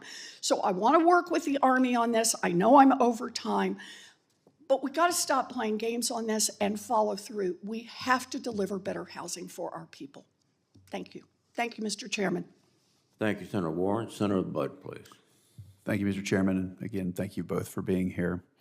Secretary Wormuth, I sent you a letter regarding the Joint Deployment Warfighting Complex at Fort Liberty. You sent me a prompt response, so thank you for that. And it was really about consolidating the 18th Airborne Corps headquarters into a single modern building. The 18th Airborne Corps, it's spread out over 26 facilities, it's on 40 acres, and it really wasn't designed to support the headquarters' current mission to rapidly respond to contingencies around the world, particularly not with the IT systems, the cyber resiliency requirements that we have today. So understand this project, it's slated to reach 35% planning and design over the next 6 months. So my question to you is, will you commit to keeping this committee updated on this project's timeline? Yes, certainly, Senator Budd. Thank you. And I understand it's going to compete with other Army requirements, but this is a top priority, not just to North Carolina into Fort Liberty, but from an operational and readiness perspective for the whole of Army. So if you would, please. Thank you. General George, again, thank you for being here. I appreciate our discussion earlier in the week. The Army has selected Fort Liberty as home of its 5th multi-domain task force. Is that correct, sir? That's correct, Senator, yes. Thank you. Can you elaborate on the capabilities of these multi-domain task forces and where we are in building these out? Yes. So we're at various stages right now. I was actually the commander up at JBLM when we had the first MDTF. So and the big piece that will go in and that we will build, and I think will be important for 18th Airborne Corps, the 82nd, really everybody that's there, is the effects battalion that will go in, that will have cyber, space, EW, so all lethal targeting and non-lethal, that's a part of that, which I think is critically important. Also part of MDTFs, and we're stationing these in different areas, but there's also long-range fires, indirect fire protection capabilities, and a support battalion. Liberty is really important to us. Obviously, what you were just talking about with what it does to support the joint force and rapid response and looking, so having that capability there in the space that you have, and we also get some economies of scale with all of given it's a large base with all the other MOSs that we're going to put there. Thank you. You know, on a different topic, we've talked a lot about counter UAS. So to add on to that, clarify for me, is it purely additional resources that you need, General, or are there new authorities there that would be helpful? I know we talked a little bit about this on Monday. I think, well, there's two aspects of this. For some of the authorities, for us specifically, is being able to go from research and development to actually procuring things, what I was talking about. I think if you're coming back stateside and you're looking at actually defending airfields and critical infrastructure, there are some additional things. I think Northcom right now is doing a study kind of on what that is, because there's obviously it's an interagency challenge when you're looking at small UASs that are operating here stateside. But thank you. For us and forward, I think we're in a good place. Thank you. You know, North Carolina is also proud home of the 30th Armored Brigade Combat Team, and I'm aware of planned upgrades to their Abrams tanks, but also I'm interested in whether we'll see a replacement for Bradley infantry fighting vehicles. What's the status of the XM30 program? We just went through the requirement and going through this. We do need to upgrade our infantry fighting vehicle. We're going through the process of that. I do think that will be a significant leap forward for us, and I'll have somebody come over and kind of brief you the detailed timeline on what we're looking at that. If you would, please. Thank you. Madam Secretary, I'd like to talk about munitions that are going to be critical in the conflict in the Indo-Pacific. I'm thinking the precision strike missiles and guided MLRS rockets. My first question is, have you identified any production lines that have additional capacity? And if so, which ones? Well, we do, we're using multi-year procurement authority that you all gave us for GMLRS. So I think there's more capacity there. Precision strike missile, we have funding in this year's budget for sort of the first wave of precision strike missile. I think at this point we don't have additional capacity. We're still that program is still in the beginning of its effort. Thank you. Chairman. Thank you, Senator. Senator Kelly, please. Thank you, Mr. Chairman. Secretary Wormuth, I want to follow up on Senator Budd's question about munitions, but really concerns we have with our defense industrial base, and industries struggling to produce enough to support even the limited conflict in Ukraine. In a conflict with a near-peer adversary, we will use munitions much faster than we are having to replace the ones we're sending to Ukraine today. That's clear. It's also clear that more needs to be done to prepare our industrial base for possible future conflict. And one of the keys to bridging this gap is what Senator Budd mentioned, which is the multi-year procurement which allows DoD to send a steady demand signal to companies and leads to long-term reductions in acquisition costs. The Army's been taking advantage of multi-year procurement to help replenish stockpiles and ensure that we are well postured for future conflicts. Secretary Wormuth, can you talk about a little bit more broadly about multi-year contracts and how the Army is currently taking advantage of them to save money and invest in the future? And General, please feel free to add anything to her comments. Certainly. Thanks, Senator Kelly. We have found the multi-year procurement authority to be very helpful for exactly the reason that you said, which is essentially that it sends a very strong demand signal to industry that there's a consistent need for that investment. And they are more willing, frankly, to invest in their own facilitization when they have essentially a guaranteed buy, over multiple years. So I think that's been very helpful with both GMLRS and the PAC-3s. And what else are we buying in multi-year procurements? Right now, if I'm not mistaken, I think those are the two sets of munitions for which we're using the multi-year. We're spending over $3 billion a year on munitions more broadly, but I think those are the two that we have multi-year authority Do we for. plan on expanding that to other munitions? I think we've been in conversations at the staff level about a couple more places where that might be applicable. If I'm not mistaken, I think we have to demonstrate, a certain amount of cost savings. There's a threshold that one has to meet to be able to get multi-year procurement authority. So I think that's kind of where the conversation has been with some of the professional staff. And then, General, do you see our stocks going up at a higher rate than you would have expected without a multi-year on those two items? I think, Senator, the multi-years are definitely very helpful to us, and we appreciate it. I think one of the challenges, and I'll just go back to during the continuing resolution, if we wanted to increase any, new productions, new starts, we couldn't do any of that. So we lost time with that. It's why also for the Army, the supplemental is very important because we've got, more than $3 billion worth of munitions we need to put in there. So I think it's a combination of all of those things that are going to help us move forward. And then, General, another subject, the Army's working to modernize its airborne ISR capability, divesting in older turboprop planes and investing in more, some more modern aircraft. The new Hades system is going to be a significant increase in range and capability. It's vital that this new capability is based at a location where the aircrew can train in a threat environment that's similar to what they would face in combat. The new signals intelligence capabilities will require that your pilots have regular access to ranges that can simulate the threat they will face in combat. So, General, do you agree that access to electronic testing ranges will be vital to ensure the continued development and success of Hades? Yeah, I agree with you 100%, Senator. I was down. The John R. Fox range is one of those that has incredible capability for us, for the whole Army. And Fort Huachuca in southern Arizona, is uniquely positioned to support this mission. It already does RC-12 training. It's got the electronic range, the electronic proving ground.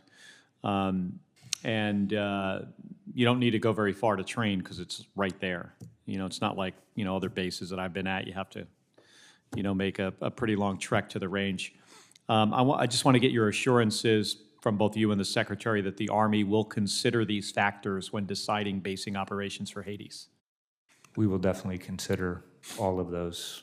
And just on the Hades, it's from all of the COCOMs are very positive about having that asset supporting them.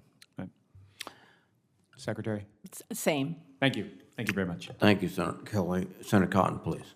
Secretary Wormuth, I want to return to the line of questioning earlier about recruiting. You've said that you don't want to be overconfident, but you think we have a good shot at making that goal this year, the goal being 55,000. But isn't it the case that you dropped your goal this year because not many people are joining the Army since you joined or since you became the Secretary? It's true that our goal last year, Senator Cotton, was 65,000. General McConville and I set that as a stretch goal. That's how we characterized it. So this year, between 55,000 new contracts and 5,000 in the DEP, it's 60K. Last year, you forecast that you would need 62,600 for this year. Why did you cut that? Again, we look at what's possible, and we set a goal that we think is both. Do you look at what's possible or what's needed? Well, General George. What's possible is pretty low since you became the secretary. Actually, there's a question of what's needed for our Army to defend our nation. Senator Cotton, the chief and I are both committed to growing back our end strength. We are aiming to get up to 470,000 by 2029, and our recruiting is improving consistently. Well, if it's improving because you're throwing a dart at the wall and then drawing the bullseye around it. In your first full year on the job, the target was 60,000. You didn't even get 45,000. Last year it was 65. You got 55. You had projected last year for it to be 62,600 this year, and conveniently you decided just to change the goal to 55,000, which is exactly what you got last year. You don't think that is a little suspicious, that you're simply trying to avoid negative headlines once again for your failure to meet basic recruiting goals that we've met almost every single year since 2005? I'm not focused on headlines, Senator Cotton. What I'm doing is doing everything possible to help the Army improve its recruiting, and that's what we're doing. Does the Army need 7,600 fewer soldiers than you expected this year than you expected it would need last year? The Army has been able to meet all of the requirements that the combatant commands have levied on us at our current end strength, and our end strength is going to start going up. What are the requirements that have changed in the last year from those combatant commands that allowed you to drop your goal, not just from the 65,000 it was last year to 55 this year, but from the 62,600 that you predicted last year that you would need this year? What requirements have decreased on the Army's The requirements haven't changed, and we were able to... I wouldn't think so, since the world was going up in smoke because of Joe Biden's failed policies. We were able to meet all of the combatant command requirements last year. We've been able to meet them this year, but we're still focused on growing our end strength. I mean, we met our recruiting goals at the height of the pandemic in 2020 and 2021. You can't meet your recruiting goals now without dropping them by 10,000 from what they were last year? All of the services are facing challenges, but I'm proud to say we have... Service is acute. The challenges for your service are acute. Yes, because we have the biggest force and we have to recruit the largest number. But we are doing considerably better this year. I'm looking at every single year here. 62.5, 68.5, 76.5, 68, 61.2. This is not a systemic problem until you became the secretary. Senator Cotton, I don't think that there's a correlation between me becoming secretary and the recruiting headwinds that the entire department has been facing. Okay, I want to touch on another recruiting matter, or I guess a force-strength matter. I noticed a story in Stars and Stripes from January that there's a shortage of about 250 officers in Adjutant General Finance and Signal Corps, and the Army was going to ask infantry and armor officers to transfer. Has that happened? I'll have to take that for the record. General George, do you know any more details? Typically, as you know, Senator, we have typically have more combat arms, lieutenants. So that struck me as typically we do VTIP.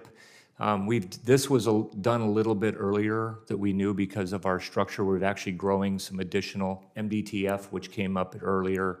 Signal is, for example, is one of them, or MI, where you typically have more captains and majors than you do lieutenants. So that was what that was. And what we did is took volunteers. We just put the message out because we want to keep talent. And it's actually really good for us to infuse those branches with people that have experience in the combat arms. Yeah, normally things like Signal and AG are donor branches at the lieutenant ranks to infantry. But is infantry officer ranks, whatever the Army as a whole, infantry armor officer ranks are healthy right now at the company grade level? We're very healthy for lieutenants, Senator. We're doing well on that. One final issue, Secretary Wormuth, the caisson platoon. The Army just acknowledged that they're not on track to get caisson operations back up at Arlington National Cemetery. This has been an ongoing issue now for more than a year. We directed you in the NDAA to make sure the caisson platoon remains in existence. You fought that tooth and nail last year. What is the issue here? It's horses pulling wagons. It's been happening since before recorded time. why can't these families who have a right to a horse-drawn caisson at their funeral expect that's going to happen? Senator Cotton, first of all, we didn't have any plans to get rid of the caisson platoon. We've actually Well, spent you a fought my lot. amendment tooth and nail about it, so I don't know what, I don't know if you have a animal rights activist from PETA on your staff handling this issue, but why can't you get horses pulling wagons in the cemetery? There's a range of challenges, and we can come and talk to you in The old detail. guard did this for decades. Yes, They did and it the for horses decades. that did that for decades are now old and lame. They've and we've- always been old. They've always been retired from other activities. Well, we are now trying to grow the herd. We have been focused on this incredibly hard. We're looking at additional pasture land. We're going to have to rebuild the stables that you probably remembered. But we are very focused on trying to get to a point where we're able to offer again the caisson service with the funerals. If the Army, under your leadership, can't figure out horses pulling wagons, it's not a surprise they can't figure out increasing munitions manufacturing or drone warfare. Thank you, Senator Cotton. Senator Peters, please. Thank you, Mr. Chairman. Secretary Wormuth, General George, welcome to the committee, and thank you both for your service to our country. In response to a question asked by Senator Budd, it seems clear that the Army knows that the future conflicts that we're going to face, we're going to require some new units. With example is the Army's multi-domain task forces at the very center of those modernization efforts that you are undertaking now. And when forward positions, these MDTFs will ensure freedom of operations for U.S. forces in what are going to be heavily denied environments. As you stand up, my question for both of you is, as you stand up additional MDTFs, I hope that the Army will pursue a similar force structure to the Security Force Assistant Brigades, the SFABs. Currently, active duty SFABs are aligned with combatant commands, while a National Guard SFAB is globally aligned. So my question specifically to both of you is, are you in conversations with the National Guard about a Guard-based MDTF? And if so, what additional analysis is going to be needed prior to making an informed decision on future MDTF force structure? Thank you, Senator Peters. Right now, our plan is to develop 5 multi-domain task forces, as I think you noted. We aren't currently thinking about yet having an MDTF in the Guard. The MDTFs are very, very new. I think the first MDTF had come online right as I became secretary, more than 3.5 years ago. It's been a journey. We have been learning. Right now we think the 5 is what we're going to need, but we are very much a total Army, and we're always in conversation with our colleagues in the Guard about changes to their force structure as well. So I think it's something that we'll remain open-minded to, but right now our plan is for the 5 in the active. So there are no active discussions beyond that? Can I jump in? Sure, go ahead, Chief. I would not, I think the Secretary exactly on, larger MDTF just because of what we require. What we have had some discussions, and I would say these are initial discussions with a lot of the Guard leaders, is there is a lot of space capabilities, cyber. We get, a lot of capability from that, not just for MDTFs, but in the Guard and Reserve and Compo 2 and Compo 3. How do we maximize that capability? How could we have plugs? For example, when I went over to Afghanistan as a division commander, there was a large number of National Guard folks that built out our intel and targeting just because of their expertise. So that's what we're talking about. And I would just say that those have been preliminary conversations because we know we have capability in the Guard and Reserve. How could they maybe augment some of the stuff that we're doing already? Yeah, great. And it's important that a lot of these members of the Guard have extensive civilian experience and some very high-level skill sets that they can bring to their duty. So it's good to hear that that's happening. Secretary Wormuth, last week the EPA issued federal drinking water standards for 6 PFAS chemicals. These standards include PFAS chemicals previously used by the Army and National Guard in firefighting foams at many installations across the country, but one in particular that I'm focused on is Camp Grayling in Michigan, where PFAS-contaminated drinking water is a serious and real concern for the local community, something that folks around the country are dealing with right now. So my question for you, ma'am, is what is the Army's plan and timeline for conforming with these new EPA standards? And when can impacted residents in Grayling, Michigan in particular, expect to see some action to conform to these new EPA standards? Thanks, Senator Peters. Yes, I'm broadly aware of the new standards that the EPA has set for PFAS. And I think, we've already been working closely with folks at Camp Grayling, which is a great training area, by the way, to work on eradicating PFAS at the previous levels. And I think what I would say is I'd love to send our installations and environment team over to talk to your office in detail about sort of how we'll be approaching the new raised level and what the timelines associated with that will be. But we want to continue to be proactive with you all about getting into compliance with the EPA standards. Well, it's good. Could we arrange that meeting sooner rather than later? Yes, happy to do that. Right. We appreciate that commitment. Thank you, Mr. Chairman. Thank you, Senator Peters. Senator Duckworth, please. Thank you, Mr. Chairman. Good morning to both of our witnesses. I'm glad we're having a conversation about the role of the Guard and the Reserve because I think they are an important part of our overall force.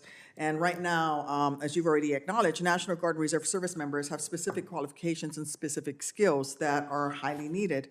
And yet those who have specific qualifications are only paid a fraction of what their active duty counterparts are paid in incentive pay, although they maintain the same skill sets. I've consistently advocated for fixing this problem and passed legislation to address its incentive pay disparities several years ago, and we even updated it in last year's NDAA. Bottom line, you get the same two paratroopers who make their 3 jumps in a single day. The active duty one is going to get a full month's worth of incentive pay. The Guard or reservists will get 1/30th of that incentive pay for the same 3 jumps that they took. This is fundamentally unfair. Last year's update, Section 612 of the FY24 NDAA, was meant to clarify Congress's intent that special and incentive pays should be paid equally to members of the active and reserve components if these pays are intended to encourage reserve component service members to maintain a skill or proficiency identical to that required of the member in the active component, or to compensate the reservist for exposure to hazards or risk identified to hazards or risk faced by an active duty service member. My update from last year requires the service secretaries to go back and review each type of special and incentive pay individually and certify that those pays that meet this criteria to be paid out to members of the reserve component equally, if doing so will not hurt retention. It's starting to feel like I'm being slow-rolled. We need to get these pays. I mean, these folks have earned it. They should get the same amount of pay as the active duty folks. The pilots who go out there and maintain their minimum flying hour requirements that are the same as active duty pilots should get a full month's worth of pay. Those paratroopers should get a full month's worth of jump pay, just like the active duty troops do. Secretary Wormuth, do you commit to completing this review to ensure that service members within the Army Reserve components are paid the same special and incentive pays as their active duty counterparts when they maintain the same critical skills or face the same risk, and what is your timeline for doing so?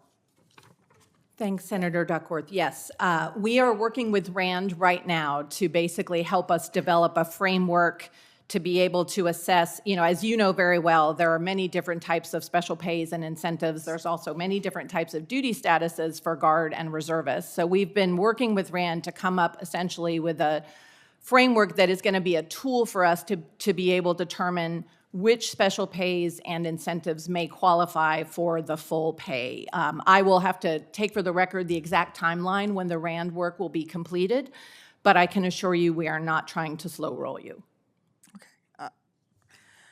All right, I will get back in touch with you in 90 days to get that timeline. Secretary Wormuth, in your opening statement, you communicated that you would continue to prioritize the Indo-Pacific.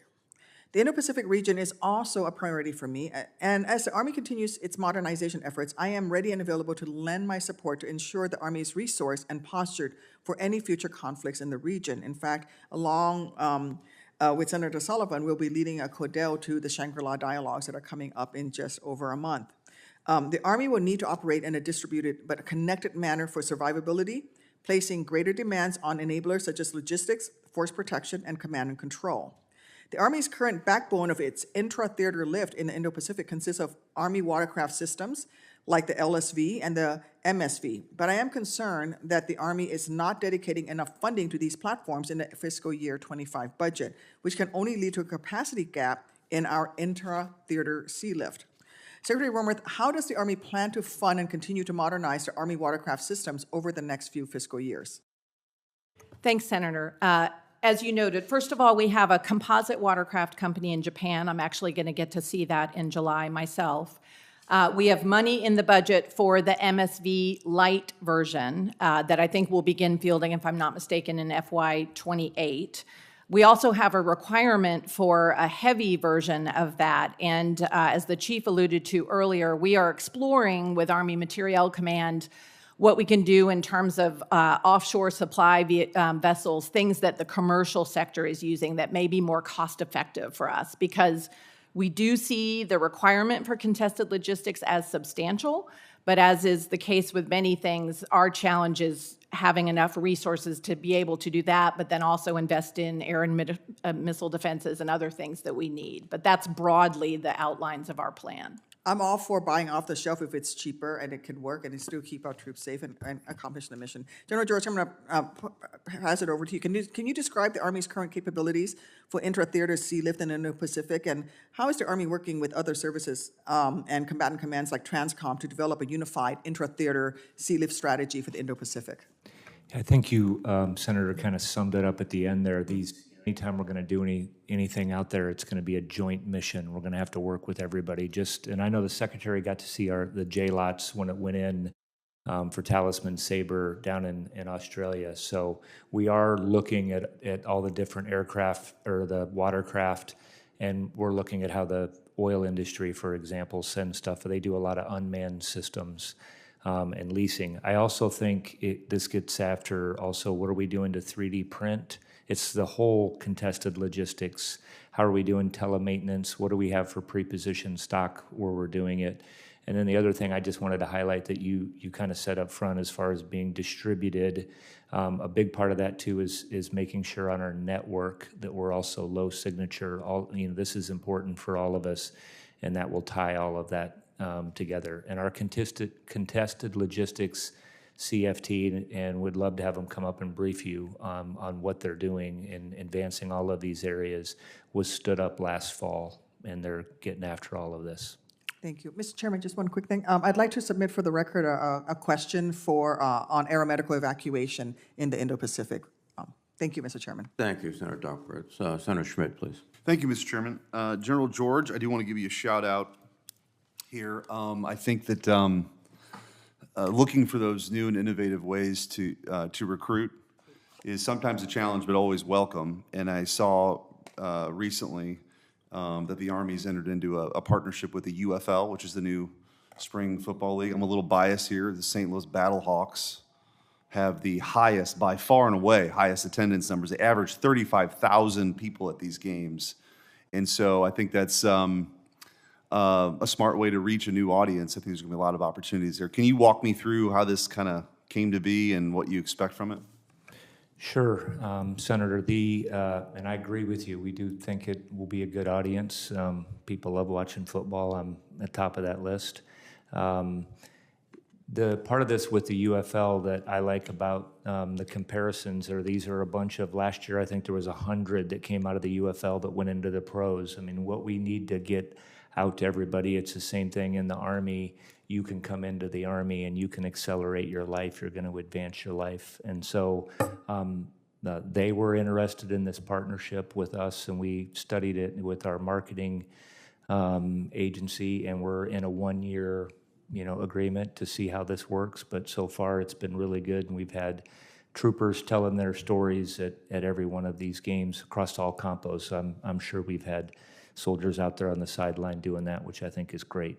That's good. Yeah, maybe we'll have to follow up and get you a T-shirt that "Call is the law," which is the call is for the Battlehawks. Anyway, all right. So, Secretary Wormuth, I do want to ask you a question.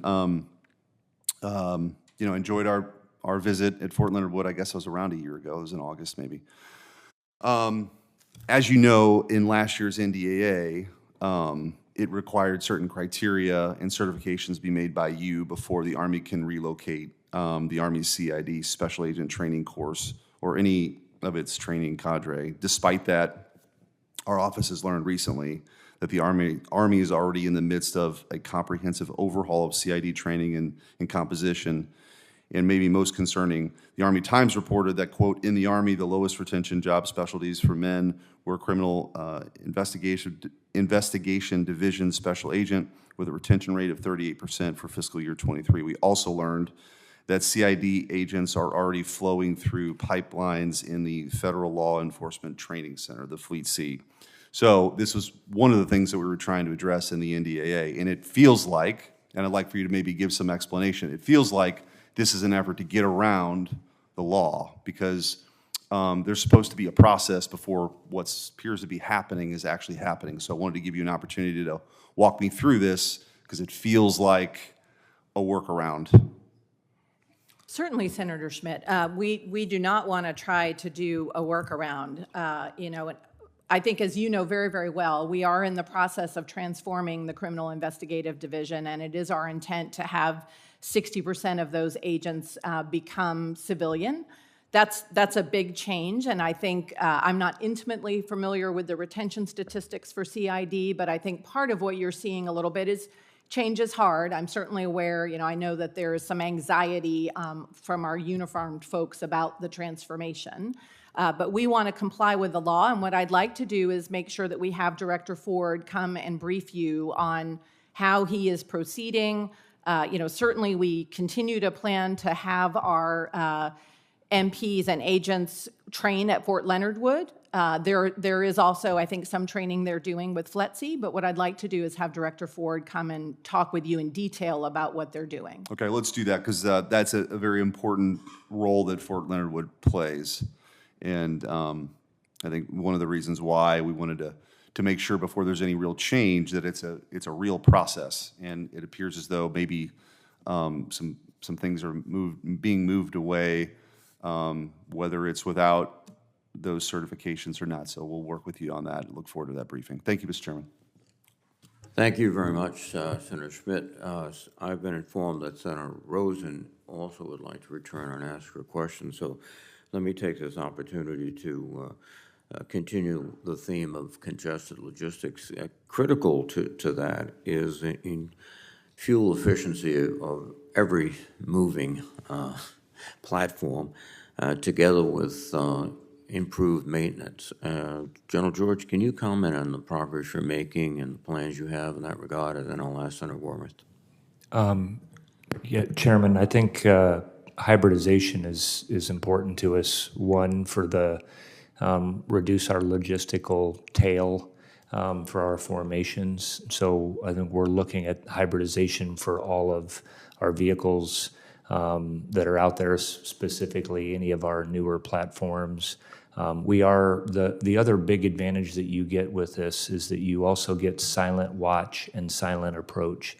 So also these vehicles are going to be more lethal on the battlefield. So I mean that's really what we're looking at in total with some of this effort. We are looking at there may be some sensors out there that may be that would be strictly electric, because then we could do the same thing on the ground, get them out there, silent approach, and put them out there.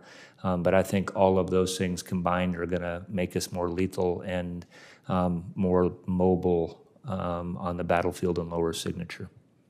Thank you. And your comments, Madam Secretary. Chairman, the only thing I would add is two things maybe. One, I think an additional benefit of some of the hybrid vehicles that we're looking at is that in addition to fuel efficiency, silent watch, they offer in some cases the ability to power other devices that we have, so we can actually hook other systems that we have up to those batteries. And then the second thing I would note is just, this is an area where the commercial sector has done a lot of work. And so we're trying to partner with companies in the commercial sector to leverage all of the investment they've already made to see how it can benefit us in the Army. And one topic that's come up in your conversation and discussions is the notion of maintenance in the field, employing 3D printing, and also having the intellectual property to do that effectively. Is that a specific goal and program you have in place, Madam Secretary? We're certainly looking at everything we can do with 3D printing in terms of helping us with contested logistics, helping us get, parts much closer to the tactical edge, if you will. And we're looking at, what we can do with that. Obviously one of the issues there with 3D printing is making sure that the components that are being fabricated meet our safety standards. So there's some work that we have to do there. I think another thing that we're doing is telemaintenance. That's something we've seen be very, very effective in Ukraine. And so thinking about how we can apply telemaintenance for ourselves. The other thing I would add, again, that we've also seen with the Ukrainians is the importance of predictive analytics when it comes to logistics. So we are now doing much more to be able to see where everything we need is and to be able to anticipate what future requirements may be. General George, you have any comments? Sure, I'll add on the 3D printing. The other thing that we can look at, I think, for the future is UAS is something else that we're looking at. So whether or not you're producing kind of the bus or the body part of an unmanned system, whether it was ground or air, or that you could also replace it. So much like the Secretary said, I think we're trying to look at this at scale too. Out in Rock Island, there's one of the largest, additive manufacturing capabilities that we have in the Army. So, when we struggle with long lead time parts, I think that that's definitely something that could fill that in. Mm-hmm. Thank you very much. I just want to add a comment. I was out at Fort Sill on Friday and was at the university designed to develop tactics against drones, and I was impressed, but I think we have a long, long way to go in terms of the devices to engage them, and also just the tactics too. But I will commend both of you for establishing that facility. We're thinking ahead rather than reacting to something that is facing us. So my commendation to both. Senator Rosen? Oh, thank you, Chairman Reed. I really appreciate you holding it open for me. And I'd also like to thank Secretary Wormuth and General George for testifying today and for following through on your commitments to me to build Nevada's first certified small arms training range so that Nevada National Guard will no longer have to travel out of state to fulfill their annual weapons qualification. And it's at an average cost of $500,000 per unit, $500,000. So it's saving money too. And the inclusion of the range in the President's budget request is greatly appreciated because this range is going to improve the readiness of the National Guard, their ability to answer the nation's call at a greater convenience and, like I said, lower cost to the taxpayer. And so we have cyber workforce development issues. So in the FY24 NDAA, it included my bipartisan legislation authorizing the Army to create a civilian cybersecurity reserve to provide cybercom with qualified civilian personnel to serve in reserve capacities to support operations in cyberspace. So Secretary Wormuth is, what's the status of the implementation plan for the civilian cyber reserve? Thanks, Senator Rosen, and we're very pleased that we were able to get that range in the budget. On the civilian cyber corps, we absolutely want to make sure we are taking as much advantage as we can of all of the available cyber expertise. I think what we've been in discussions with U.S. Cybercom is to work with them. First of all, NSA does the badging and the credentialing that would be required for those civilians, so we don't control that. But I think what we can do is talk to Cybercom about what are their requirements. We can look at our requirements and see if there's a way to structure a pilot to think about exactly where would we need to have civilians fill in and sort of how to do that. But I think we're a service that would like to have a pilot to look at what can be done. As a former computer programmer, I would have, now I'm doing this, but in my younger days and in my, even as I got into my 40s or 50s, I would have liked to have been able to serve at this point to do what I did as a programmer. So I think it's important to have that.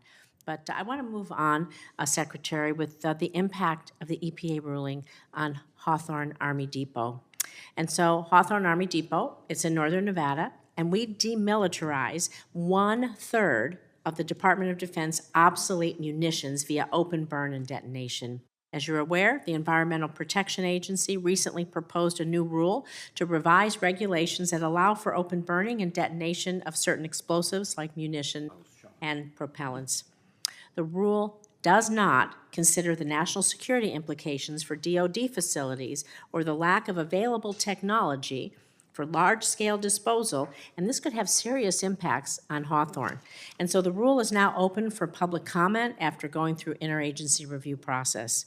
And from conversations that my office has had with your staff and with Hawthorne, I know the Army has serious concerns with the impact of this rule on your ability to fulfill DoD's munitions demilitarization requirements should it take effect. And so maybe you could speak to us about what would happen if the implementation is written as the way they want to do it now. What challenges would this rule create for facilities like Hawthorne to be able to accomplish the critical mission we have of ensuring the readiness of the munitions stockpile and also the impact on the workforce at Hawthorne? Thank you, Senator. And I'm broadly aware of the EPA rule that's out there right now for comment right now, and I would agree with you. I think it could have significant implications for Hawthorne. Actually, the chief and I were over on the House side earlier this week, and one of your colleagues in the delegation raised it.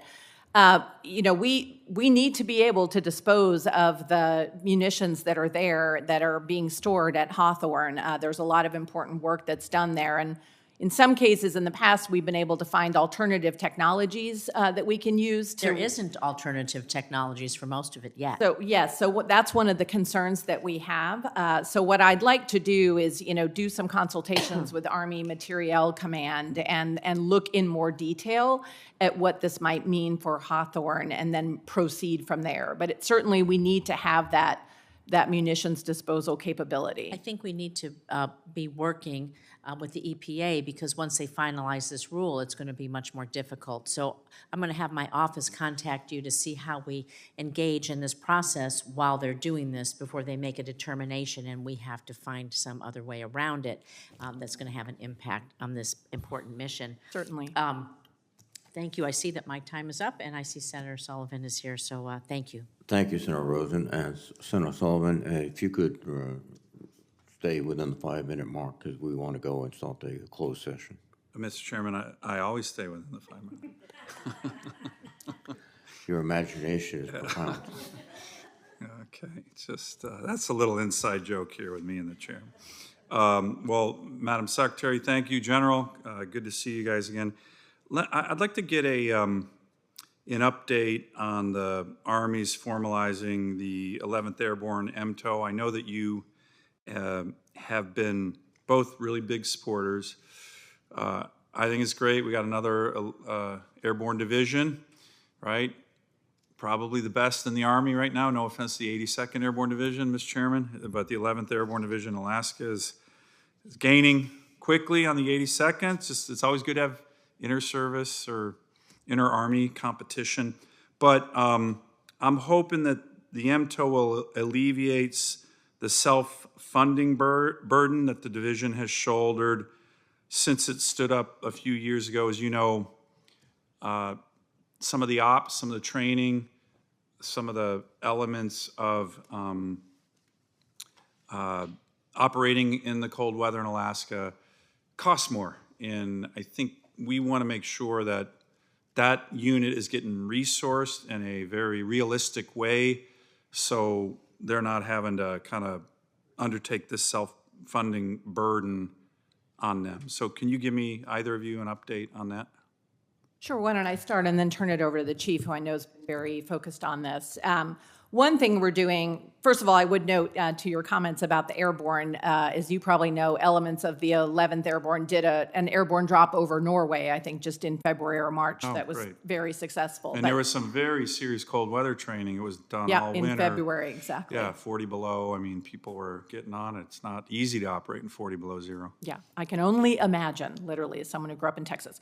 But we are doing 2 war games this year, specifically to help us better understand kind of what are the needs of the soldiers in terms of their cold weather gear, cold weather equipment. So that's one initiative we have underway to help us look at the MTO, but let me let the chief build on that.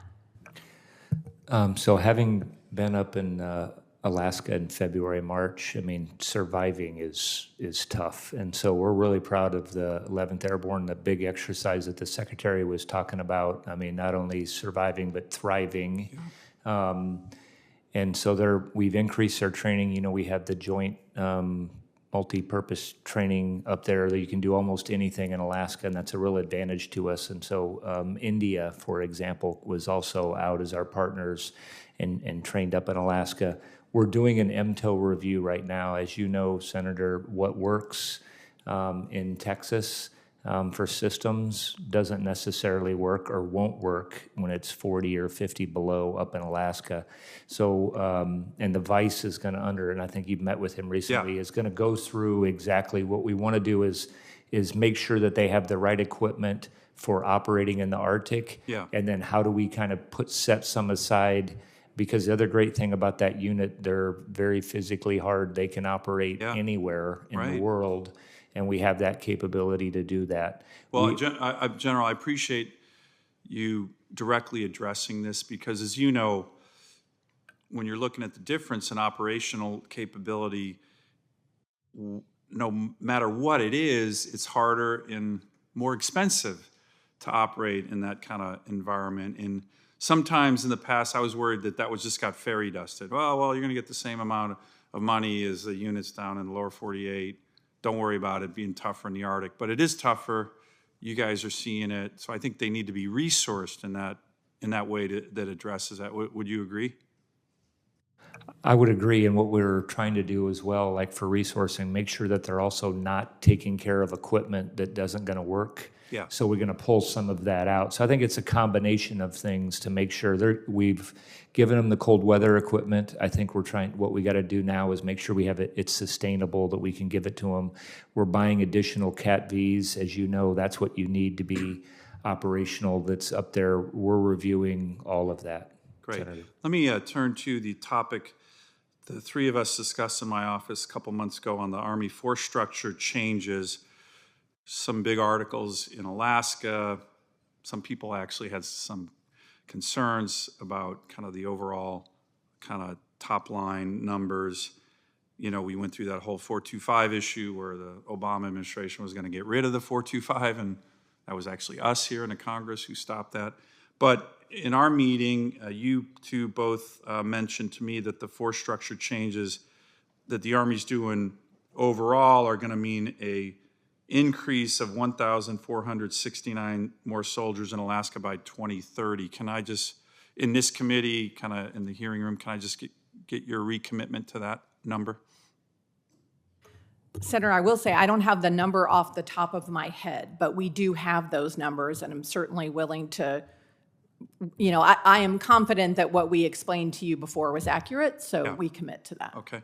And I just was going to add, Senator, I think part of it was we have the force structure up in Alaska. We need to recruit now, which we're doing better. Yeah. To fill out those formations, which is what we really are trying to get after immediately. Great. I had several more questions, but being true to my word to the chairman, I'm going to yield my time back. Senator, we welcome you to join us in a closed session. Oh, good. And you Okay. may ask Thank you, those Mr. questions Chair. there.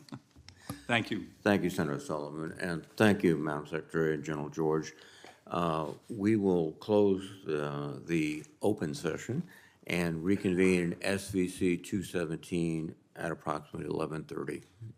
Thank you very much. With that, I will deem the open session closed.